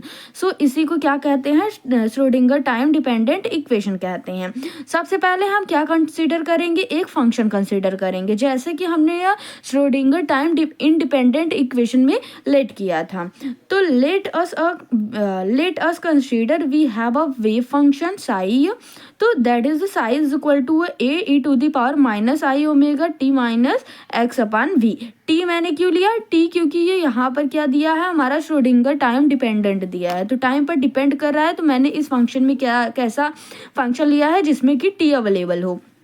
सो ये फंक्शन आपको रेट लेना है किसी भी तरीके से, इसको इक्वेशन 1 लेट कर लेंगे। देन अब क्या करेंगे, देखिए here omega is equal to 2 pi mu होता है। ये हम सभी लोग जानते हैं कि ओमेगा की वैल्यू 2 पाई म्यू होती है, and v is equal to nu lambda होता है। अब अगर आप लोगों को नहीं पता है तो उसके लिए मैंने लिखा हुआ है यहाँ पर, देखिए ओमेगा इज इक्वल टू सभी लोग जानते हैं कि 2 पाई अपॉन टी होता है।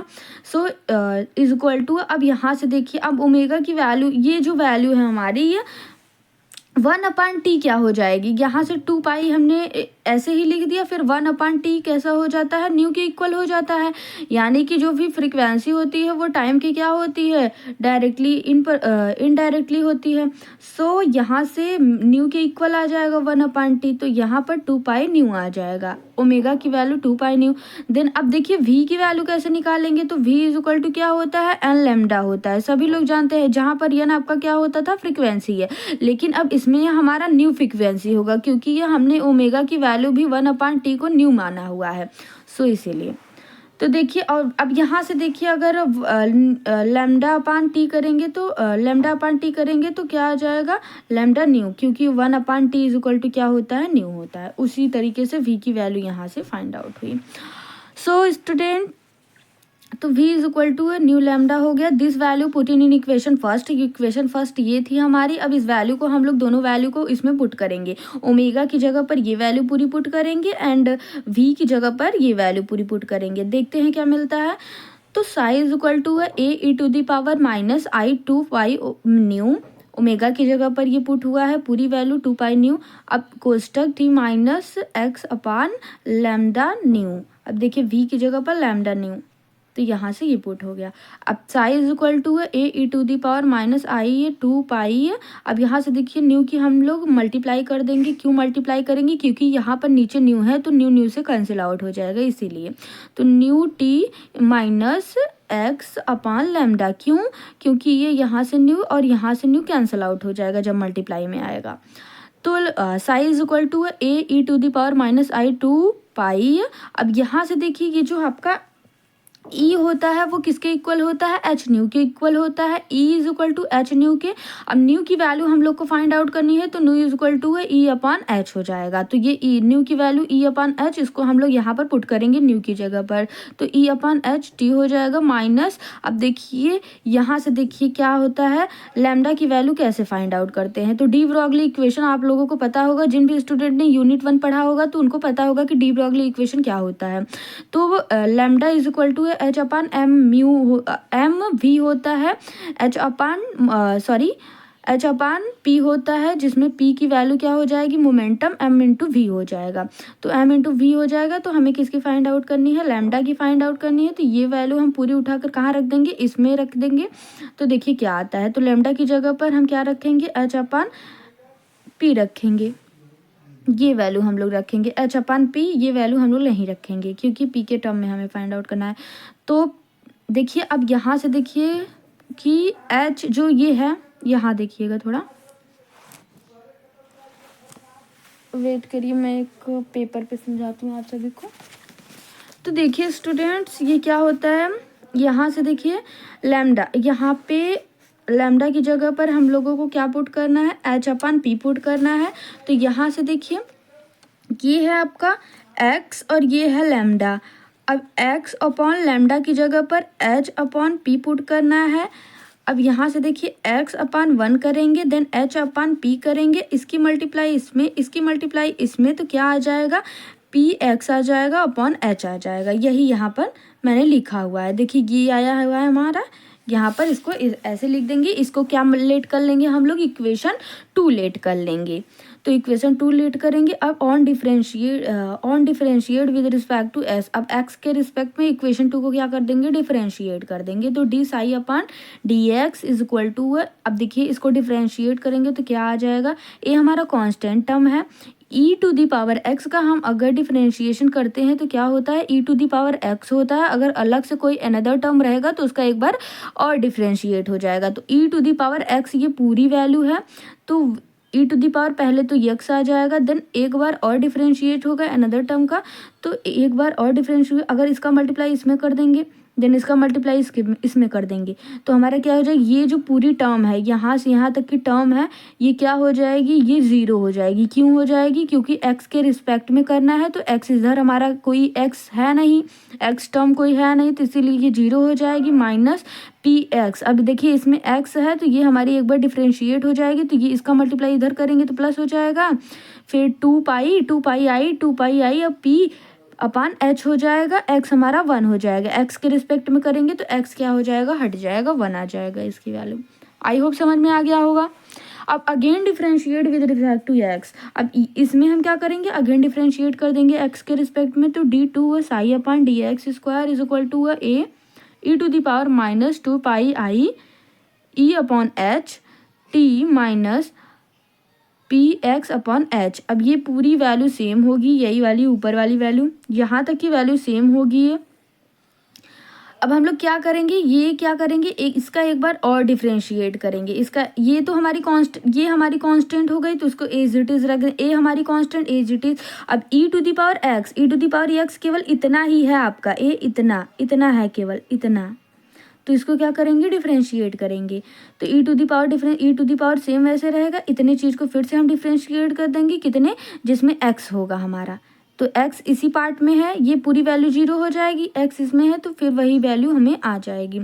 तो ये दोनों मिलकर क्या हो जाएंगे, स्क्वायर हो जाएंगे, कि 2 2 ज़ा 4 हो जाएगा, पाई 2 है तो पाई का स्क्वायर हो जाएगा, आई 2 है तो आई का स्क्वायर हो जाएगा, पी 2 है तो पी का स्क्वायर अपॉन एच 2 है तो एच का स्क्वायर। आई होप समझ में आ गया होगा, ये वैल्यू पूरी ऐसी होगी। सो इस वैल्यू को हम लोग क्या माने थे, साई माने थे।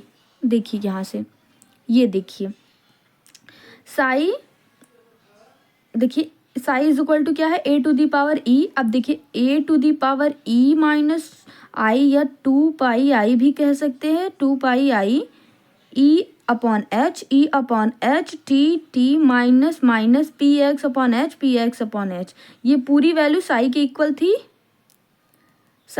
थी, देखिए यहाँ से साई की इक्वल है, तो उसी को हम क्या लिख देंगे, साई लिख देंगे, और वो भी कैसा साई होगा, वो माइनस में होगा।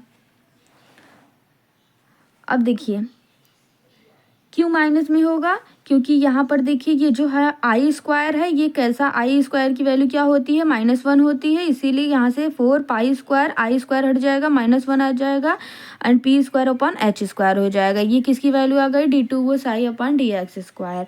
यहाँ तक आई होप स्टूडेंट क्लियर होगा। जिन भी स्टूडेंट को यहाँ तक नहीं क्लियर हुआ है, एक बार वीडियो को फिर से देखिए, क्लियर हो जाएगा। नहीं तब पर भी समझ में आ रहा है तो कमेंट बॉक्स में कमेंट कीजिएगा। अब देखिए स्टूडेंट्स, उस इक्वेशन से हम लोग क्या निकाल लेंगे, पी स्क्वायर की वैल्यू निकाल लेंगे। तो -1 upon psi H square upon 4 pi square D square psi upon DX square. अब इस इक्वेशन का हम लोग थर्ड इक्वेशन लेट कर लेंगे from equation second differentiate with respect to t. अब जो सेकेंड इक्वेशन था हमारा, वो सेकेंड इक्वेशन क्या था, तो equation second implies that psi is equal to a to the power i 2 pi E upon H T minus P x upon h. अब इस इक्वेशन को हम लोग क्या करेंगे, टी के रिस्पेक्ट में करेंगे। पहले तो हम लोग किसके रिस्पेक्ट में करे थे, एक्स के रिस्पेक्ट में, अब क्या करेंगे, टी के रिस्पेक्ट में करेंगे। टी के रिस्पेक्ट में क्यों करेंगे वो भी आगे पता चल जाएगा आप लोगों को। टी के रिस्पेक्ट में करेंगे तो d psi upon d t is equal to a to the power -i2 pi है। अब देखिए टी, जिसमें टी है उस वो क्या हो जाएगा, उसके रिस्पेक्ट में तो हमारा डिफ्रेंशिएट होगा, बट जो नहीं है वो कैसा हो जाएगा, आपका 0 हो जाएगा। तो यहाँ से देखिए आपका टी है तो इसी का पहले तो e टू दी पावर पूरे का हो जाएगा, पहले e to the power x लिखेंगे, x यानी पूरा, फिर ये हमारा अनदर टर्म है तो इसका एक बार और डिफरेंशिएट हो जाएगा, इस केवल इस टर्म का डिफरेंशिएट होगा, ये हमारा 0 हो जाएगा क्योंकि इसमें t का टर्म नहीं है और हम लोग t के रिस्पेक्ट में कर रहे हैं, तो केवल t यहाँ पर है, इसीलिए क्या हो जाएगा, इसी का केवल डिफरेंशिएट करेंगे हम लोग। तो इसका डिफरेंशिएट करेंगे -2i पाई है E to the power E upon H हो जाएगा, टी यहाँ से 1 हो जाएगा, टी और टी क्या हो जाएगा, 1 हो जाएगा। आई होप क्लियर हो गया होगा। अब देखिए d psi upon d t is equal to minus, अब देखिए इस पूरी को हम लोग क्या माने थे, ये पूरी वैल्यू को हम लोग साई माने थे, तो यहाँ पर माइनस साई हो जाएगा। अब यहाँ से देखिए क्यों माइनस हुआ, ये जो है हमारा माइनस, इसको मैंने आगे लिख लिया हुआ है, और 2i pi E upon H as it is आ जाएगा। आई होप क्लियर हो गया होगा। अब देखिए ई की, यहाँ से हम लोग ई की वैल्यू निकालते हैं, तो ई की वैल्यू निकालेंगे तो पूरी टर्म यहाँ पे चली जाएगी, नीचे चली जाएगी, तो -h अपॉन 2 पाई आई 1 upon psi d psi upon d T, ये इक्वेशन 4 लेट कर लेंगे। अब देखिए क्या होता है कि लेट कर लेंगे ई हमारा और K and V be the total energy of the kinetic energy potential energy of a wave motion. E क्या हो जाएगा, टोटल एनर्जी हो जाएगा, के क्या हो जाएगा, काइनेटिक एनर्जी, एंड वी क्या हो जाएगा, पोटेंशियल एनर्जी किसी भी वेव मोशन का। तो देखिए ई इज इक्वल टू के प्लस वी, हम सभी लोग जानते हैं, तो हमारा के की वैल्यू क्या होती है, पी स्क्वायर अपॉन 2m होती है। कैसे होती है, अब इसको देख लीजिए थोड़ा सा। हम जानते हैं कि k is equal to half m v square होता है। अब अगर m से यहाँ पर मल्टीप्लाई कर दे, m से ऊपर ऊपर नीचे m से मल्टीप्लाई अगर कर दे तो m स्क्वायर ये हो जाएगा, यहाँ पर 2m आ जाएगा, तो m square p square v square को हम क्या लेट कर सकते हैं, p स्क्वायर, और 2m हमारा एज इट इज हो जाएगा। आई होप क्लियर हो गया होगा। उसी से हमारा k का वैल्यू फाइंड आउट हुआ, तो p स्क्वायर अपॉन 2m लिख सकते हैं, v को एज इट इज रख दिया मैंने। अब देखिए क्या करेंगे, on putting the value P square and E square. अब पी स्क्वायर और ई की वैल्यू हम लोग पुट करेंगे, हमने ऊपर निकाला था ई की वैल्यू यहाँ से और पी की वैल्यू ये है आपका पी स्क्वायर की वैल्यू, दोनों की वैल्यू हम लोग पुट करेंगे। देखिए -h अपॉन, देखिए ये ई की वैल्यू है आपकी -h अपॉन 2 पाई आई है 1 upon psi d psi upon d t is equal to 1 upon 2m।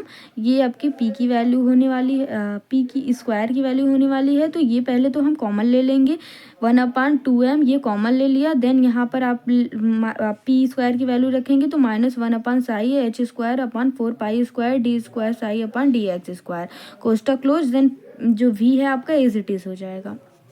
अब देखिए हम लोग क्या करेंगे, मल्टीप्लाई बाई के साई बोथ साइड। अब साई से क्या कर देंगे, मल्टीप्लाई कर देंगे दोनों साइड में, तो हमें क्या फाइंड आउट होता है वो देखते हैं। साई का मल्टीप्लाई हमने इस इक्वेशन में भी किया, साई का मल्टीप्लाई हमने इस इक्वेशन में भी किया, और साई का हमने मल्टीप्लाई इसमें भी किया, तो साई और साई से कैंसिल आउट हो जाएगा, तो यहाँ बचेगा -h अपॉन 2 पाई आई है D psi upon d T, ये बच जाएगा इज इक्वल टू, अब साई से यहाँ साई कैंसिल आउट हो जाएगा, तो -h square upon 8 pi square m d square psi upon D x square, और ये कहीं नहीं कटेगा तो v psi as it is हो जाएगा। अब यही आपकी क्या हो जाएगी, this is Schrodinger time dependent equation, यही आपकी ये श्रोडिंगर की टाइम डिपेंडेंट इक्वेशन हो जाएगी। और जिन भी स्टूडेंट ने हमारे Telegram channel and WhatsApp group channel पे नहीं ज्वाइंट हुए हैं वो डिस्क्रिप्शन बॉक्स में जाइए, वहाँ पर दोनों का लिंक दिया होगा, वहाँ से आप जुड़ सकते हैं ताकि आपको नोटिफिकेशन मिलता रहे और पीडीएफ नोट्स जो प्रोवाइड कर दी गई हैं वो भी आपको मिल जाएं। आज का टॉपिक होने वाला है पोस्टुलेट्स ऑफ क्वांटम मैकेनिक्स। जिन भी स्टूडेंट ने इससे पहले का लेक्चर्स नहीं देखा है तो वो काफ़ी मोस्ट इम्पॉर्टेंट था, जाकर चेकआउट कीजिएगा और देख लीजिएगा। तो ये क्वेश्चन जो है ये 5 मार्क्स में डायरेक्ट पूछ लिया जाता है कि postulates of quantum mechanics, right the postulates of quantum mechanics, very most important है, हर ईयर आपसे पूछा जाता है। तो ये थियोरेटिकल पार्ट था, इसमें समझाने लायक कुछ नहीं है, बस थियोरी ये है जिसको आपको समझ कर लिखना है। सो देखते हैं फर्स्ट क्या कहता है पोस्टुलेट्स क्वांटम मैकेनिक्स का, क्योंकि wave function must be a finite, wave function कैसा होना चाहिए, फाइनाइट होना चाहिए एंड सिंगल वैल्यू होना चाहिए एंड कंटिन्यूअस होना चाहिए। तो पहला पोस्टुलेट्स तो यही कहता है क्वांटम मैकेनिक्स का कि जो वेव फंक्शन होता है वो क्या है, कैसा होना चाहिए, फाइनाइट होना चाहिए, देन सिंगल वैल्यू होना चाहिए और कंटिन्यूअस वेव में होना चाहिए। नोट जैसे कि देखिए यहाँ पर cyclic structure never ideal wave function, यहाँ पर जो साइक्लिक स्ट्रक्चर होती है वो नेवर आइडियल वेव फंक्शन, वो आइडियल वेव फंक्शन नहीं होती हैं, कभी नहीं होती हैं। सेकेंड पोस्टुलेट्स आपका क्या कहता है स्टूडेंट्स, तो the state of quantum mechanics system is describe by wave function Sai x. तो जो क्वांटम मैकेनिक्स सिस्टम होता है वो किसको डिस्क्राइब करता है, एक वेव फंक्शन को, जो कि ये रिप्रेजेंट करते हैं साई एक्स से, that depend upon coordinates of particle, जो कि ये डिपेंड किस पे करता है, पार्टिकल के कोऑर्डिनेट्स पर डिपेंड करता है। अब कोऑर्डिनेट्स के कौन कौन से होते हैं, एक्स वाई जेड कोऑर्डिनेट्स, तो इसी पे ये डिपेंड करता है। थर्ड आपका पोस्टुलेट्स क्या हो गया स्टूडेंट, तो like classical mechanics for every physical property है इज पोजीशन मोमेंटम एनर्जी है etc a particular operator exist in quantum mechanics. तो जैसे कि ये क्लासिकल मैकेनिक्स में सभी प्रॉपर मोमेंटम के लिए अलग फिजिकल प्रॉपर्टी होती, देखिए कि जो क्लासिकल मैकेनिक्स होता था उसमें जो ऑपरेटर एग्जिस्ट करते थे उसमें ऑपरेटर देखिए उसके लिए मोमेंटम एनर्जी कि सबके लिए क्या होता था, पोजीशन के लिए सबके लिए अलग अलग कैसे होते थे, ऑपरेटर होते थे क्लासिकल मैकेनिक्स में। ठीक उसी प्रकार क्वांटम मैकेनिक्स में भी सभी के अलग अलग क्या होते हैं, ऑपरेटर एग्जिस्ट करते हैं। तो वही लिखा गया है कि लाइक क्लासिकल मैकेनिक्स की तरह फॉर एवरी फिजिकल प्रॉपर्टी, सभी फिजिकल प्रॉपर्टी के लिए एज पोजीशन, जैसे कि कौन कौन सी physical property, position momentum energy है etcetera, and position momentum energy और particular operator exist in quantum mechanics, एक पर्टिकुलर ऑपरेटर एग्जिस्ट करता है कैसा, क्वांटम मैकेनिक्स में भी है। तो ये क्या है, क्वांटम मैकेनिक्स का पोस्टुलेट्स है। फोर्थ क्या है आपका, if the wave function is a function, यदि वेव फंक्शन क्या हो गया, कोई एक फंक्शन हो गया for the given state of system, किसी भी दिए गए स्टेट ऑफ सिस्टम के लिए, and A cap is the operator, A operator is a suitable operator of a particular physical property है। एक ऐसा है, एक कैप कैसा है, एक सुटेबल ऑपरेटर है किसी भी पर्टिकुलर फिजिकल प्रॉपर्टी की। अब वो फिजिकल प्रॉपर्टी ये नहीं कह रहा है कि वो मोमेंटम होगा, पोजीशन होगा, एनर्जी, बस कह रहा है कि पर्टिकुलर किसी फिजिकल प्रॉपर्टी के लिए। Then the operation of psi by the operator A cap give the function psi multiply by the value of a physical property है, यानी कि किसी भी ऑपरेटर ए कैप की और फंक्शन साई की क्या कराया जाए, मल्टीप्लाई कराया जाए। तो वही देखिए ये जो ऑपरेटर ए कैप है इसकी मल्टीप्लाई साई से कराया जाएगा, तो यहाँ पर इसकी ये जो ऑपरेटर है वो चेंज हो जाएगा, तो ए ऑपरेटर मिलेगा एंड साई हो जाएगा। तो यहाँ पर ए कैप कैसा हो गया, ऑपरेटर हो गया, देन साई क्या हो गया, वेव फंक्शन हो गया, ए कैसा हो गया, आइगन वैल्यू हो गया, जो कि ये रियल नंबर होता है। सो आई होप स्टूडेंट ये क्लियर हो गया होगा। 4 तक आपको एक और इसका है पोस्टुलेट्स, वो भी हम बता देते हैं। तो देखिए student, the wave function of a system involve in time time according to the time dependent Schrodinger wave equation. अब देखिए कोई भी वेव फंक्शन किसी भी सिस्टम में कैसे इन्वॉल्व होता है, वो टाइम डिपेंडेंट श्रोडिंगर वेव के अनुसार वो इन्वॉल्व होता है। तो ये देखिए इसका जो time dependent Schrodinger wave equation था, तो H cap psi is equal to minus H upon two pi या आई डेवा अपान डेवा टी। इसको इस प्रकार से भी लिख सकते हैं, H cap psi is equal to I square H upon I two pi डेवा अपान डेवा डी टी। इसको इस प्रकार से भी लिख सकते हैं, तो H cap psi is equal to I H कर डेवा अपन डेवा T. I hope student clear हो। तो चलिए चलते हैं, आज का जो हमारा टॉपिक होने वाला है वो है particle in one dimensional box, यानी कि वेरी वेरी वेरी, जितना बार वेरी लगाया कम ही है, बहुत मोस्ट इंपॉर्टेंट होने वाला है, जो कि ये एग्ज़ाम में आपसे 20 नंबर्स यानी ये लॉन्ग क्वेश्चन में एग्ज़ाम में आपसे पूछा जाता है। ये क्वेश्चन अगर पूछेगा तो एग्ज़ाम में लॉन्ग क्वेश्चन में पूछेगा, और अपने नोटबुक जहाँ भी लिख रहे होंगे आप लोग उसमें very most important long question में डाल लीजिएगा। आपका ये long question very most important है। तो चलिए देखते हैं। तो पहले तो हम समझ लेते हैं कि पार्टिकल यानी कि बॉक्स, इनफाइनाइटी बॉक्स किसे कहते हैं। देखिए अगर कोई हमने बॉक्स ले लिया, मान लिया हमने कोई एक बॉक्स ले लिया है, ओके, ये आपका बॉक्स हो गया जिसमें कि पोटेंशियल एनर्जी है इनसाइड, बॉक्स के इनसाइड में पोटेंशियल एनर्जी कैसी हो आपकी, 0 हो। देन आउटसाइड में पोटेंशियल एनर्जी इनफाइनाइट हो, आउटसाइड में कैसी हो पोटेंशियल एनर्जी इनफाइनाइट हो।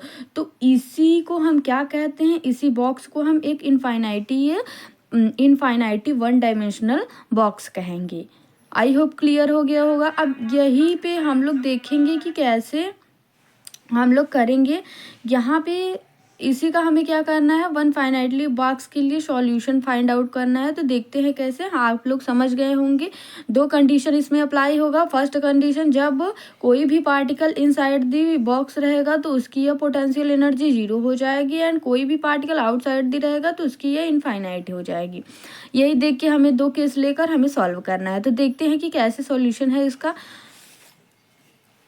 तो देखिए student, firstly the particle of mass M, हमने क्या लेट की लिया कि कोई भी पार्टिकल है जिसका मास क्या है, m है, इन वन डायमेंशनल बॉक्स, किसी भी वन डायमेंशनल बॉक्स के अंदर, इन अ इनफाइनाइट रीजन। और कैसा रीजन होना चाहिए, इनफाइनाइट रीजन होना चाहिए। Defined by 0 is less than x is less than a, having walls, जिसमें कि वॉल्स में क्या है दिए गए हैं। इट इज अज्यूम दैट, हम अज्यूम करते हैं the potential energy of particle inside the box is 0।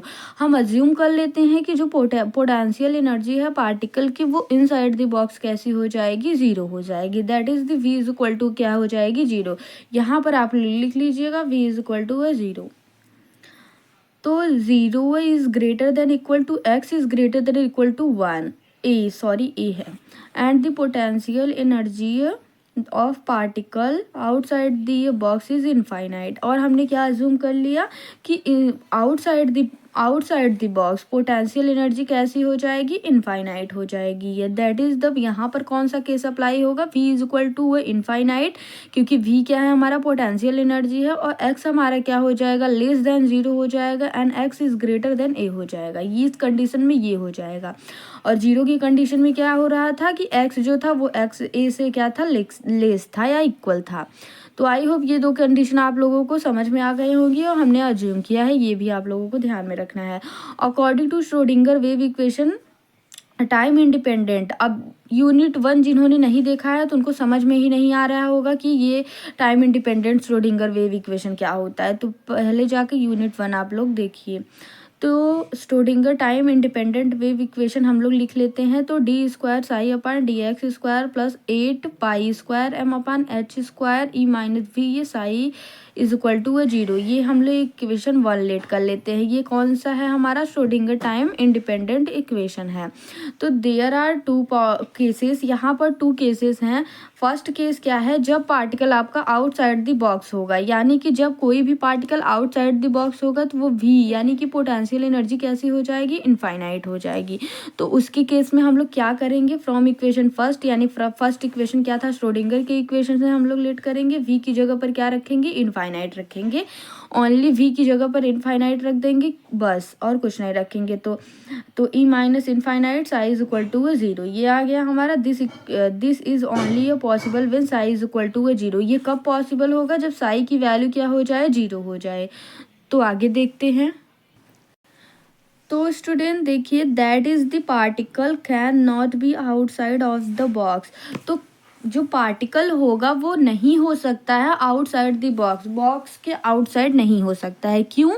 क्योंकि वहाँ पर जो साई की वैल्यू थी वो 0 के इक्वल नहीं आ रही थी। ये जब आउटसाइड होगा तब पॉसिबल होगा जब साई की वैल्यू क्या आ जाए? 0 आ जाए। तो अब केस सेकेंड हम लोग लेते हैं।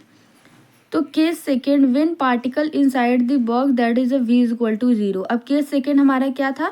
दो केस मैंने बताया था कि एक तो पार्टिकल की जो वो पोटेंशियल एनर्जी होगी वो इनफाइनाइट होगी, कब? जब वो आउटसाइड द बॉक्स रहेगा, और पोटेंशियल एनर्जी 0 होगी जब वो इनसाइड द बॉक्स होगा।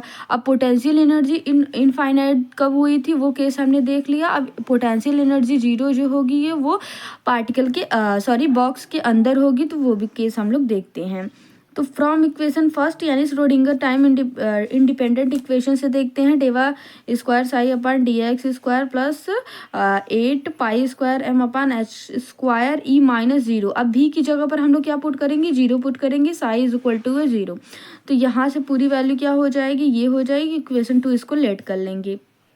यहाँ से 0 को हटाकर हमने साई की गुणा इसमें कर दी है ई में। तो अब हम लोग क्या करेंगे? फिर लेट करेंगे। अज्यूम क्या करेंगे कि ये देखिए जो 8 पाई स्क्वायर एम ई अपान एच है, ये पूरी वैल्यू को हम लोग क्या लेट कर लेंगे? अल्फा स्क्वायर लेट कर लेंगे। अभी देखते जाइए लेट करेंगे, क्यों लेट कर रहे हैं वो भी समझ में आता रहेगा आप लोगों को। अगर अल्फा स्क्वायर हम लोग इसको लेट कर लिए तो देखिए हम लोग इसको किस फॉर्म में लिख सकते हैं? तो डेवा स्क्वायर साई अपन डेवा X square plus alpha square psi. अब इस पूरी वैल्यू को हमने अल्फा लेट किया है, तो अब alpha square psi is equal to 0। Equation third let कर लेंगे। यहाँ तक आई होप समझ में आ गया होगा।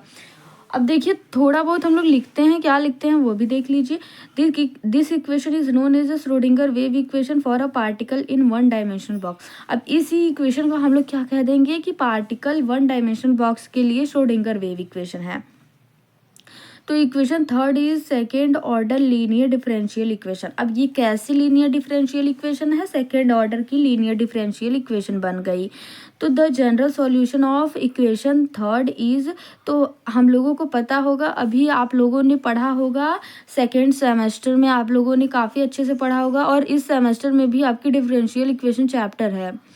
तो इसको पढ़ा होगा कि डिफरेंशियल इक्वेशन जब सॉल्व करते हैं सेकेंड ऑर्डर की, तो इसका सॉल्यूशन क्या होता है? तो साई इसका सॉल्यूशन क्या हो जाएगा? पहले तो हम एम, अब इसको आप लोग पहले तो रट लीजिए, क्योंकि यहाँ पर कुछ टॉपिक्स ऐसे होते हैं जो आप लोगों को डायरेक्ट आप लोगों को करना होता है। अगर आप लोगों मेथड बाय मेथड चलेंगे यानी कि काफ़ी लेंथी हो जाएगा। तो यहाँ पे आपको एग्जाम में डायरेक्ट इसको लिखना होगा, ये लर्न करना होगा आपको। Psi is equal to A sine alpha x plus B cos alpha x, ये आप लोग लर्न कर लीजिएगा। इसको मैं मैथ के लेक्चर में आप लोगों को बताऊँगी कि इसका सॉल्यूशन कैसे आया। ओके और जो भी केमिस्ट्री यानी कि बायो के स्टूडेंट हैं वो सभी ये इसको रट लेंगे, और जो मैथ के हैं उन लोग अभी मैथ के चैप्टर्स को पढ़ेंगे तो फाइंड आउट हो जाएगा कि कैसे आया, क्लियर हो जाएगा। तो यहाँ से देखिए where A and B are arbitrary constant, यहाँ से ए बी क्या हो जाएगा? वो कांस्टेंट हो जाएगा। Apply the boundary condition of wave function. अब क्या हम लोग करेंगे? अप्लाई करेंगे, बाउंड्री कंडीशन को अप्लाई करेंगे। अब बाउंड्री कंडीशन को दो थी हमारी, ये x is equal to a था and x is equal to, यहाँ से देखिए इसको x is equal to a मानेंगे, सॉरी 0 मानेंगे, और इसको इज इक्वल टू ए मानेंगे। यही हमारी क्या है? लिमिटेशन है, यानी कि बाउंड्री कंडीशन है। अब इसी को हम लोग दोनों को एक बार एक्स इक्वल टू 0 लेंगे, एक बार एक्स इक्वल टू ए लेंगे। तो देखिए when x is equal to 0 तो हमारा क्या हो जाएगा? v इनफाइनाइट हो जाएगा, देन साई हमारा 0 हो जाएगा जब x हम 0 लेंगे। तो देन इक्वेशन 4 हमारा क्या था? ये इक्वेशन था। तो इसको हम becomes psi is equal to है A sine alpha X plus B cos psi alpha X. तो साई की जगह पर हमने क्या लेट किया हुआ है, जीरो लेट किया हुआ है, जीरो हो जाएगा साई की वैल्यू। तो A sine alpha X plus B cos alpha X, तो यहाँ से एक्स की वैल्यू क्या हो जाएगी, जीरो हो जाएगी, यहाँ से भी एक्स की वैल्यू जीरो हो जाएगी। तो साइन जीरो हमारा क्या होता है, जीरो होता है, साइन कॉस जीरो हमारा वन होता है। तो यहाँ से बी इज इक्वल टू क्या हो जाएगा, जीरो हो जाएगा। आई होप नहीं दिख रहा था आप लोगों को। तो यहाँ से देखिए, तो ए साइन ये पूरी वैल्यू जीरो हो जाएगी क्योंकि साइन जीरो की वैल्यू जीरो होती है एंड कॉस जीरो की वैल्यू वन होती है। ये सभी आप लोग केमिस्ट्री वाले स्टूडेंट यानी कि बायो वाले स्टूडेंट को नहीं पता होगा तो वो सभी ये नोट डाउन कर लीजिएगा, और जिन भी स्टूडेंट को पता है तो वो अच्छी बात है। तो यहाँ से देखिए, A sine alpha X plus B cos alpha X, इस पूरी वैल्यू हमारी क्या आ जाएगी, बी की वैल्यू जीरो आ जाएगी। तो बी की वैल्यू जीरो आ जाएगी, तो इसके बाद क्या करेंगे वो देख।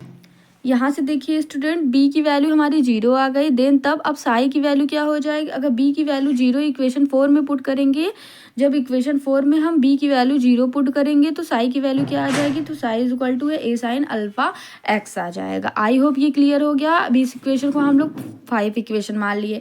अब सेकेंड बाउंड्री कंडीशन को हम लोग अप्लाई करेंगे। Second, when x is equal to क्या हो जाएगा, ए हो जाएगा, तब वी हमारा इनफाइनाइट हो जाएगा और साई कैसा हो जाएगा, जीरो हो जाएगा फ्रॉम इक्वेशन 5।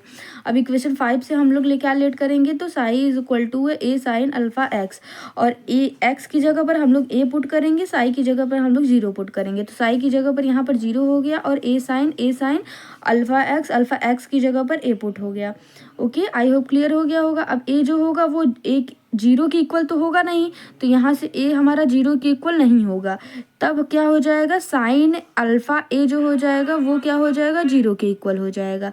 तो alpha a is equal to, अब यहाँ से भी क्या हो जाता है, देखिए आप लोगों को पता होगा कि साइन जो होता है वो, देखिए sine alpha a, wait, sine alpha x जो होता है वो साइन, देखिए साइन एन पाई के इक्वल होता है। जो साइन अल्फ़ा एक्स या कोई भी टर्म ले लीजिए, यहाँ पे ए एक्स या बी एक्स कुछ भी हो गया, ये वैल्यू साइन एन पाई के इक्वल होगी, तो साइन साइन यहाँ से कैंसिल आउट हो जाएगा, तो पाई अल्फ़ा एक्स जो होगा वो एन पाई के इक्वल हो जाएगा। तो वही यहाँ पर लिखा गया है, तो alpha a is equal to है एन पाई है, तो अल्फ़ा की वैल्यू फाइंड आउट करेंगे तो अल्फ़ा इज इक्वल टू क्या हो जाएगा, एन पाई अपान ए हो जाएगा। देन तब द वेव फंक्शन बिकम्स कैसा हो जाएगा, psi is equal to A sine. अब इसकी अल्फ़ा की वैल्यू हम लोग पुट करेंगे। देखिए अल्फ़ा की वैल्यू यहाँ से, देखिए अल्फ़ा की वैल्यू पुट करेंगे इसी में इक्वेशन 5 में। तो psi is equal to A sine n pi upon a x, this equation is known as Schrodinger wave equation in one dimensional box. इसी इक्वेशन को हम लोग क्या कह देंगे कि श्रोडिंगर वेव इक्वेशन है वन डायमेंशनल बॉक्स के लिए, वेयर जहाँ पर एन जो है आपका 1 2 3 इनफाइनाइट टर्म तक होगा। एंड सिंस, अब देखिए अल्फ़ा स्क्वायर जो हमने माना था उसको किसको माना था, अल्फ़ा स्क्वायर बराबर 8 पाई स्क्वायर एम ई अपान एच स्क्वायर को, इसको हमने अल्फ़ा माना था, अल्फ़ा स्क्वायर माना था। और अगर ई की वैल्यू हम लोग फाइंड आउट कर लेते हैं इसी से, तो h square alpha square upon 8 pi ये स्क्वायर एम हो जाएगा। Since alpha is equal to क्या हमने लेट कर लिया था, अल्फ़ा की वैल्यू हमने यहाँ से फाइंड आउट की थी, तो वही यहाँ पर पुट करेंगे। Alpha is equal to n pi upon a, then तब ई इज इक्वल टू, अब यहाँ पर अल्फ़ा की जगह पर हम लोग एन पाई अपॉन ए को पुट करेंगे, तो E is equal to H square N square pi square 8 pi square A square M square. अब यहाँ से हमारी पूरी वैल्यू क्या आ जाएगी, N square H square pi pi से कैंसिल आउट हो जाएगा, तो N square H square upon 8 A square M हो जाएगा। यही हमारी क्या हो जाएगी, ये एनर्जी हो जाएगी। यहाँ से देखिए, this expression is known as a energy level particle and n is a known as a principal quantum number. और एन किसको कहेंगे, प्रिंसिपल क्वांटम नंबर कहेंगे, ई क्या कहेंगे, एनर्जी कहेंगे पार्टिकल के लिए, वन डायमेंशनल बॉक्स के लिए। सो आई होप स्टूडेंट आप लोगों को समझ में आ गया होगा। अगर जिन भी स्टूडेंट को नहीं समझ में आया है तो एक बार लेक्चर्स को जरूर फिर से देखिएगा, फिर भी नहीं आ रहा है समझ में तो आप लोग कमेंट बॉक्स में कमेंट कीजिएगा, मैं दोबारा से समझाऊंगी। और जिन भी स्टूडेंट ने अभी तक चैनल को सब्सक्राइब नहीं किया तो ज़रूर चैनल को सब्सक्राइब कर लीजिए, क्योंकि ये काफ़ी मोस्ट इंपॉर्टेंट वीडियो आने वाले हैं, ताकि आप लोगों से छूट ना जाए वो सारी ये वीडियो। एग्ज़ाम से पहले आप लोग देख लें और नोट डाउन कर लें, नोट्स उसके बना लें, ताकि आप लोगों को एग्ज़ाम में दिक्कत ना हो। तो चैनल को ज़रूर से सब्सक्राइब कीजिएगा और अपने दोस्तों में ज़रूर से शेयर कर दीजिएगा। वीडियो को लाइक का यूनिट 1 कंप्लीट होगा, क्योंकि ये लेक्चर में केवल मैं मॉलिक्यूलर ऑर्बिटल थियरी के बारे में बताऊंगी। फिर एक और मोस्ट इम्पॉर्टेंट है जिससे आपसे एग्जाम में पूछा जाता है, मॉलिक्यूलर ऑर्बिटल थियरी की ये मोटी ये डायग्राम जो एनर्जी लेवल डायग्राम होती है उसको कैसे ड्रॉ करते हैं उसके बारे में बताऊँगी। एक और लेक्चर आपका होगा, फिर यूनिट 2 आपका कंप्लीट हो जाएगा। जिन भी स्टूडेंट ने अभी तक सारी लेक्चर्स नहीं देखी हुई थे जाकर देख लीजिएगा, चैनल को सब्सक्राइब कर लीजिएगा। अगर आप टेलीग्राम चैनल और व्हाट्सएप ग्रुप चैनल पे नहीं ज्वाइन हुए हैं तो जाकर जल्दी से ज्वाइन हो जाइएगा, क्योंकि वहाँ पर आपके काफ़ी मोस्ट इंपॉर्टेंट नोट्स प्रोवाइड हो जाएंगे या टॉपिक्स बता दिए जाएंगे। जिन भी डाउट होगा वो क्लियर होगा आप लोगों का। स्टूडेंट आप लोग PDF वगैरह सभी नोटिफिकेशन वहाँ पर मिलेंगी, ये इंपॉर्टेंट नोटिफिकेशन, जिसके लिए आपको टेलीग्राम चैनल और व्हाट्सएप ग्रुप दोनों को ज्वाइन करना होगा। तो आई होप इतनी बातें क्लियर हो गई होंगी। अब चलते हैं हमारे टॉपिक की ओर, जो है हमारा मॉलिक्यूलर ऑर्बिटल थियरी है। तो इसको हम शॉर्ट फॉर्म में MOT भी कहते हैं। तो firstly this theory is suggest, देखिए इस थियरी को सजेस्ट किसने किया था? By Hund and Mulliken. दो वैज्ञानिक थे जिनका नेम था हुंस और एक का नेम था मोलिकन। इन 1932 किस में किया था? इन 1932 में किया था। इसलिए it is also known as Hund Mulliken theory. अब देखिए एग्जाम में आपसे MOT भी डायरेक्ट पूछ लेता है, और कभी कभी ये हुंस मोलिकन थियरी का क्या कहता है कि हुंस मोलिकन थियरी एक्सप्लेन कीजिए। तो ये भी आपको नेम से दे सकता है, तो आप लोग नेम याद रखिएगा। तो हुंस मोलिकन थियरी है and orbitals, so it is also known as LCAO theory है। अब इसको हम एक और नाम से क्या बुला सकते हैं कि इसको हम लीनियर कॉम्बिनेशन। अब देखिए this is a based on, इसको सॉरी ये कट हुआ है, तो and this is a based on a linear combination of atomic orbital. ये थियरी जो है वो किस पर बेस्ड होती है? वो orbital, linear combination of atomic orbital, यानी कि जो लीनियर LCAO पर बेस्ड होती है। इसीलिए इसको हम लोग क्या शॉर्ट फॉर्म में कहते हैं कि LCAO यानी लीनियर कॉम्बिनेशन एटॉमिक थियरी के नाम से भी जाना जाता है। ये तो थोड़ी इंट्रो थी। अब हम पॉस्टुलेट्स पे चलते हैं कि इन्होंने क्या दिया था। कई सारे पॉस्टुलेट्स दिए थे जिसके बेस्ड पर इनका थियरी बेस्ड है। तो there are following postulates of molecular orbital theory. First जो पॉस्टुलेट्स था वो देखते हैं हम लोग।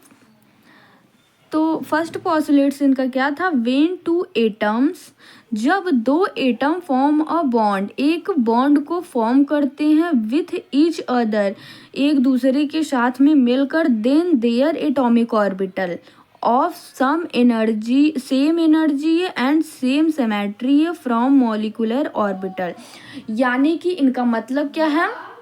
जब कोई भी दो एटम बॉन्ड का किसी भी एक बॉन्ड का फॉर्मेशन करते हैं तो उनकी किस प्रकार के एटॉमिक ऑर्बिटल बॉन्ड का फॉर्मेशन करते हैं?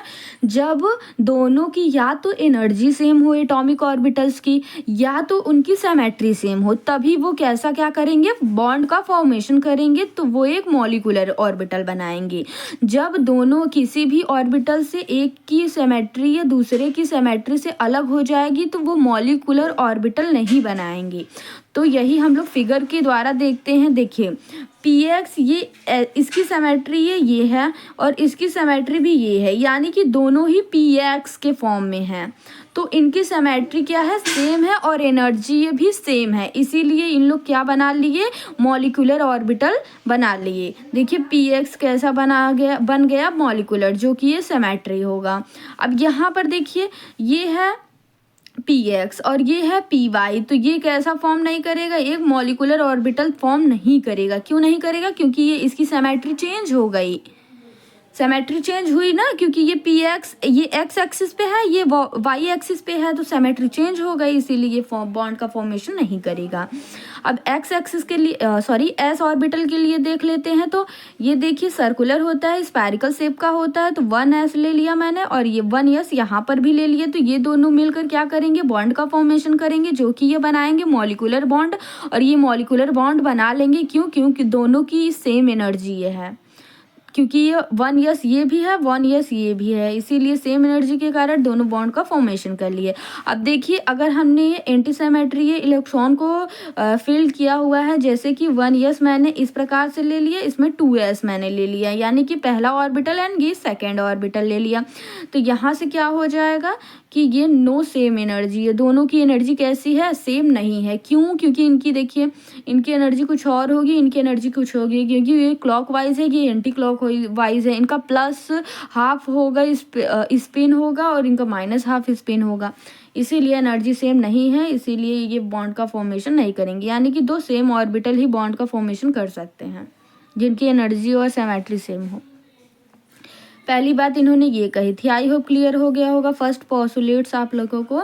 सेकेंड पोस्टुलेट्स पे चलते हैं। तो these atomic orbital form by the linear combination of atomic orbital and the number of molecular orbital is equal to the number of atomic orbital। ये postulates कहता है कि यह कोई भी जो एटॉमिक ऑर्बिटल होता है, जितने एटॉमिक ऑर्बिटल देखिए जितने एटॉमिक ऑर्बिटल क्या होंगे, लीनियर कॉम्बिनेशन करेंगे उतने ही मॉलिक्यूलर ऑर्बिटल बनाएंगे। यानी कि एटॉमिक ऑर्बिटल और मॉलिक्यूलर ऑर्बिटल दोनों क्या होंगे, इक्वल होंगे।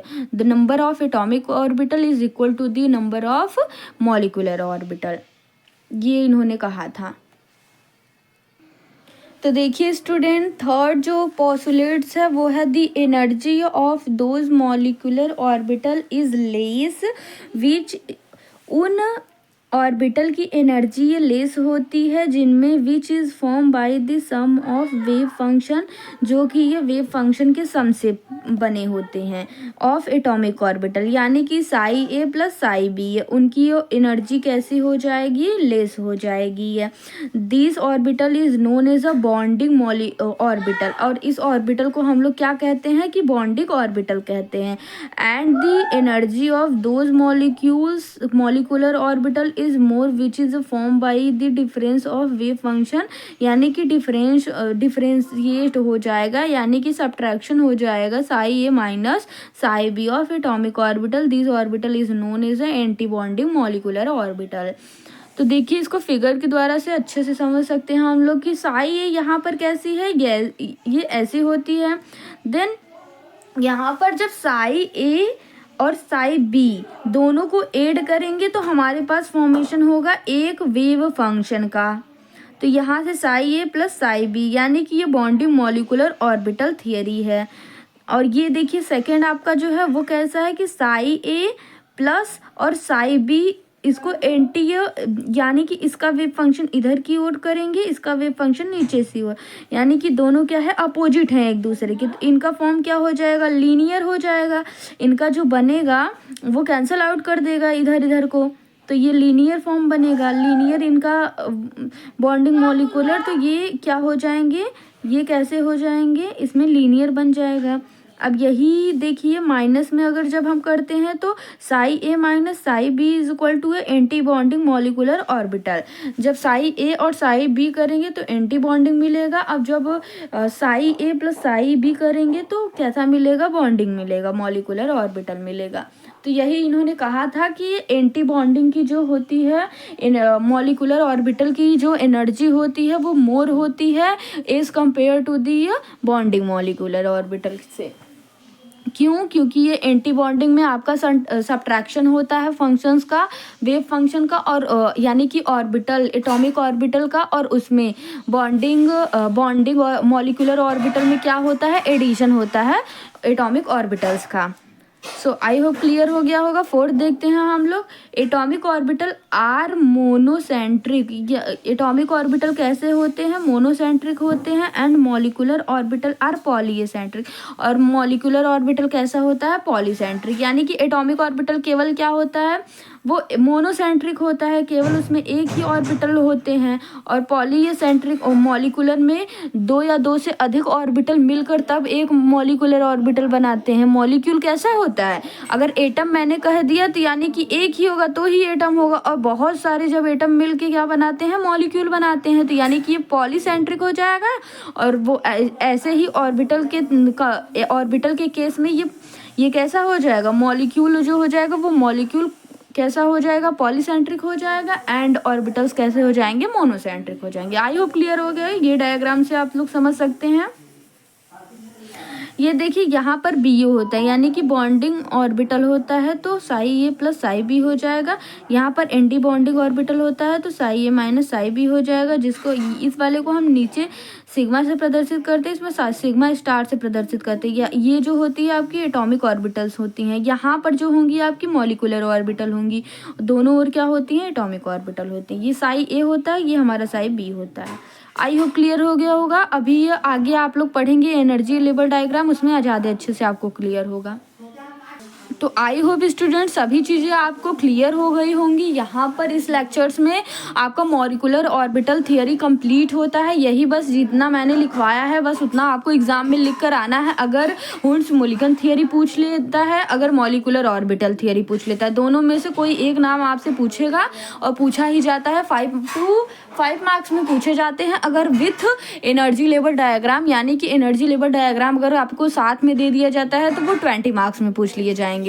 तो चलिए चलते हैं। आज की टॉपिक हमारा है बॉन्ड ऑर्डर, जो कि ये काफ़ी मोस्ट इंपॉर्टेंट है। 2 नंबर में आपसे एग्जाम में पूछा जाता है कि बॉन्ड ऑर्डर फाइंड आउट कीजिए। तो पहली बात तो बॉन्ड ऑर्डर क्या होता है ये हम लोग जान लेते हैं। तो सबसे पहले जानते हैं कि बॉन्ड ऑर्डर क्या कहते हैं।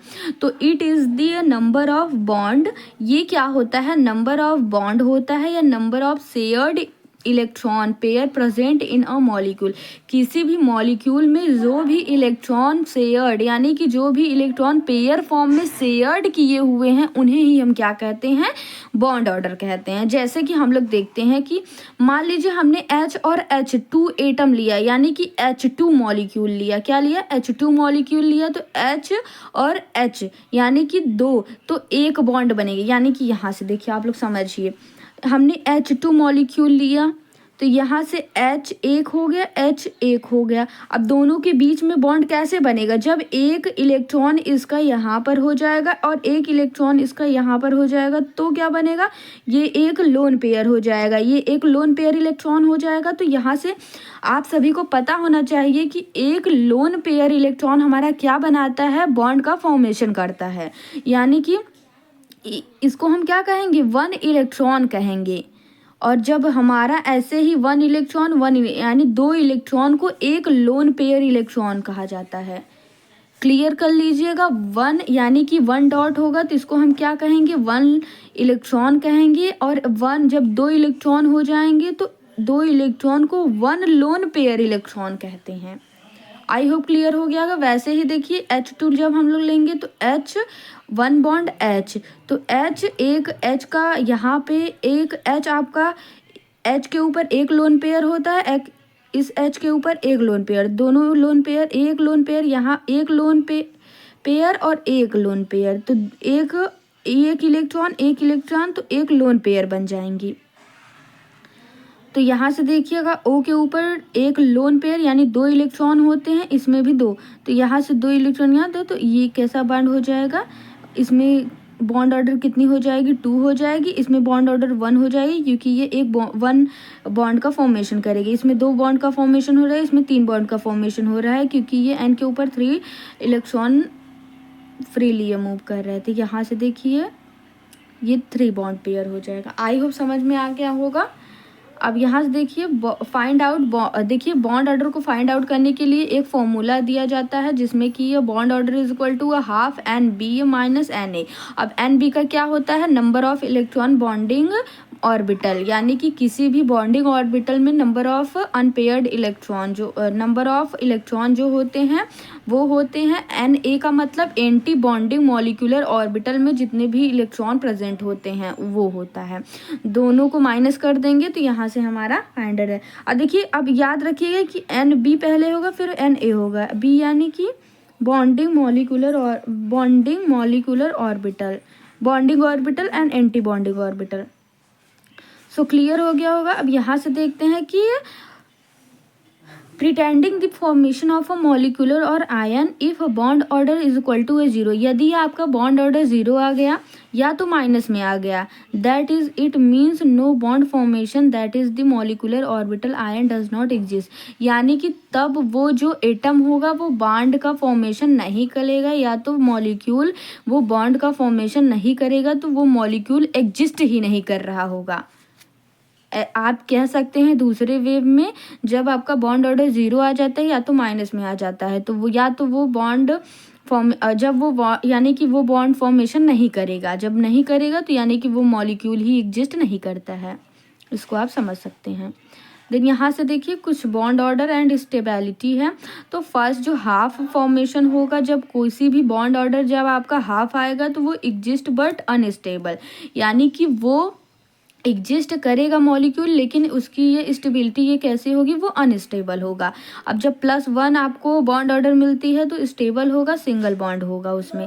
2 मिलती है तो वो भी स्टेबल होगा, डबल बॉन्ड का होगा। 3 मिलती है तो स्टेबल एंड ट्रिपल बॉन्ड, तो ऐसी ही होती है। अब देखिए कि बॉन्ड ऑर्डर डायरेक्टली या प्रोपोर्शनल किसके होता है, बॉन्ड स्ट्रेंथ के, यानी कि जितनी बॉन्ड ऑर्डर होगी उतनी बॉन्ड स्ट्रेंथ होगी। और बॉन्ड ऑर्डर इनवर्सली प्रोपोर्शनल किसके होता है, बॉन्ड लेंथ के, यानी कि जितनी बड़ी आपकी बॉन्ड लेंथ होगी उतना ही कम आपका बॉन्ड ऑर्डर होगा। यहाँ देखिए note NBA is greater then NA, यानी कि मॉलिक्यूल्स स्टेबल।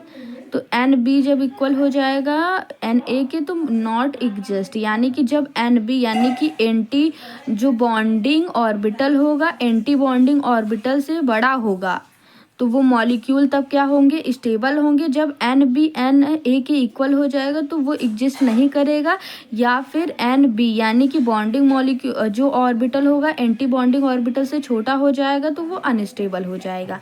ये बातें आप लोगों को क्लियर हो गई होंगी। अब कल की लेक्चर्स में हम लोग पढ़ेंगे क्या कि energy level diagram molecular orbital के लिए। तो एनर्जी डायग्राम हम energy level diagram molecular orbital के लिए पढ़ेंगे, काफ़ी मोस्ट इंपॉर्टेंट है। एग्जाम में आपसे 2 मार्क्स में, 5 मार्क्स में एंड 20 मार्क्स सभी मार्क्स में पूछा जाता है। किसी भी क्वेश्चन में अटैच करके देगा, किसी भी डेफिनेशन में अटैच कर देगा, यानी कि पूछता तो डेफिनेटली है। सो कल के लेक्चर के लिए आप लोग तैयार रहिए। कल आपका लास्ट लेक्चर होने वाला है, बस उसके बाद यूनिट 2 आपका ख़त्म पूरी तरीके से। जितने भी मोस्ट इंपॉर्टेंट टॉपिक्स थे, जितने भी लॉन्ग क्वेश्चन थे, शॉर्ट क्वेश्चन थे, वेरी शॉर्ट, सभी को मैंने एक्सप्लेन किया हुआ है। आप लोगों को बताया हुआ है कि किस तरीके से आपको लिखना है, कितने मार्क्स का क्वेश्चन है, कौन सा क्वेश्चन इंपॉर्टेंट है, कौन सा टॉपिक इंपॉर्टेंट है, कैसे पूछा जाता है एग्जाम में, सभी चीज़ें मैंने लेक्चर्स यानी टॉपिक वाइज मैंने बताते हुए चला है। जिन भी स्टूडेंट ने यूनिट 1 नहीं देखा है तो वो भी देख लीजिएगा, और बाकी सारे लेक्चर्स जो लेक्चर्स नहीं देखे हैं सभी देख लीजिएगा, क्योंकि प्लेलिस्ट आपका मैंने बना दिया है जो कि BSc 4th सेमेस्टर केमिस्ट्री का नेम से है। So thank you so much student. अगर वीडियो पसंद आ रही है तो लाइक कीजिएगा, चैनल को सब्सक्राइब जरूर से कर लीजिएगा, अपने दोस्तों में भी शेयर कर दीजिएगा ताकि आप लोगों को अच्छे से समझ में आए। Thank you so much student. तब तक आप सभी अच्छे से पढ़ाई करते रहिए। Take care.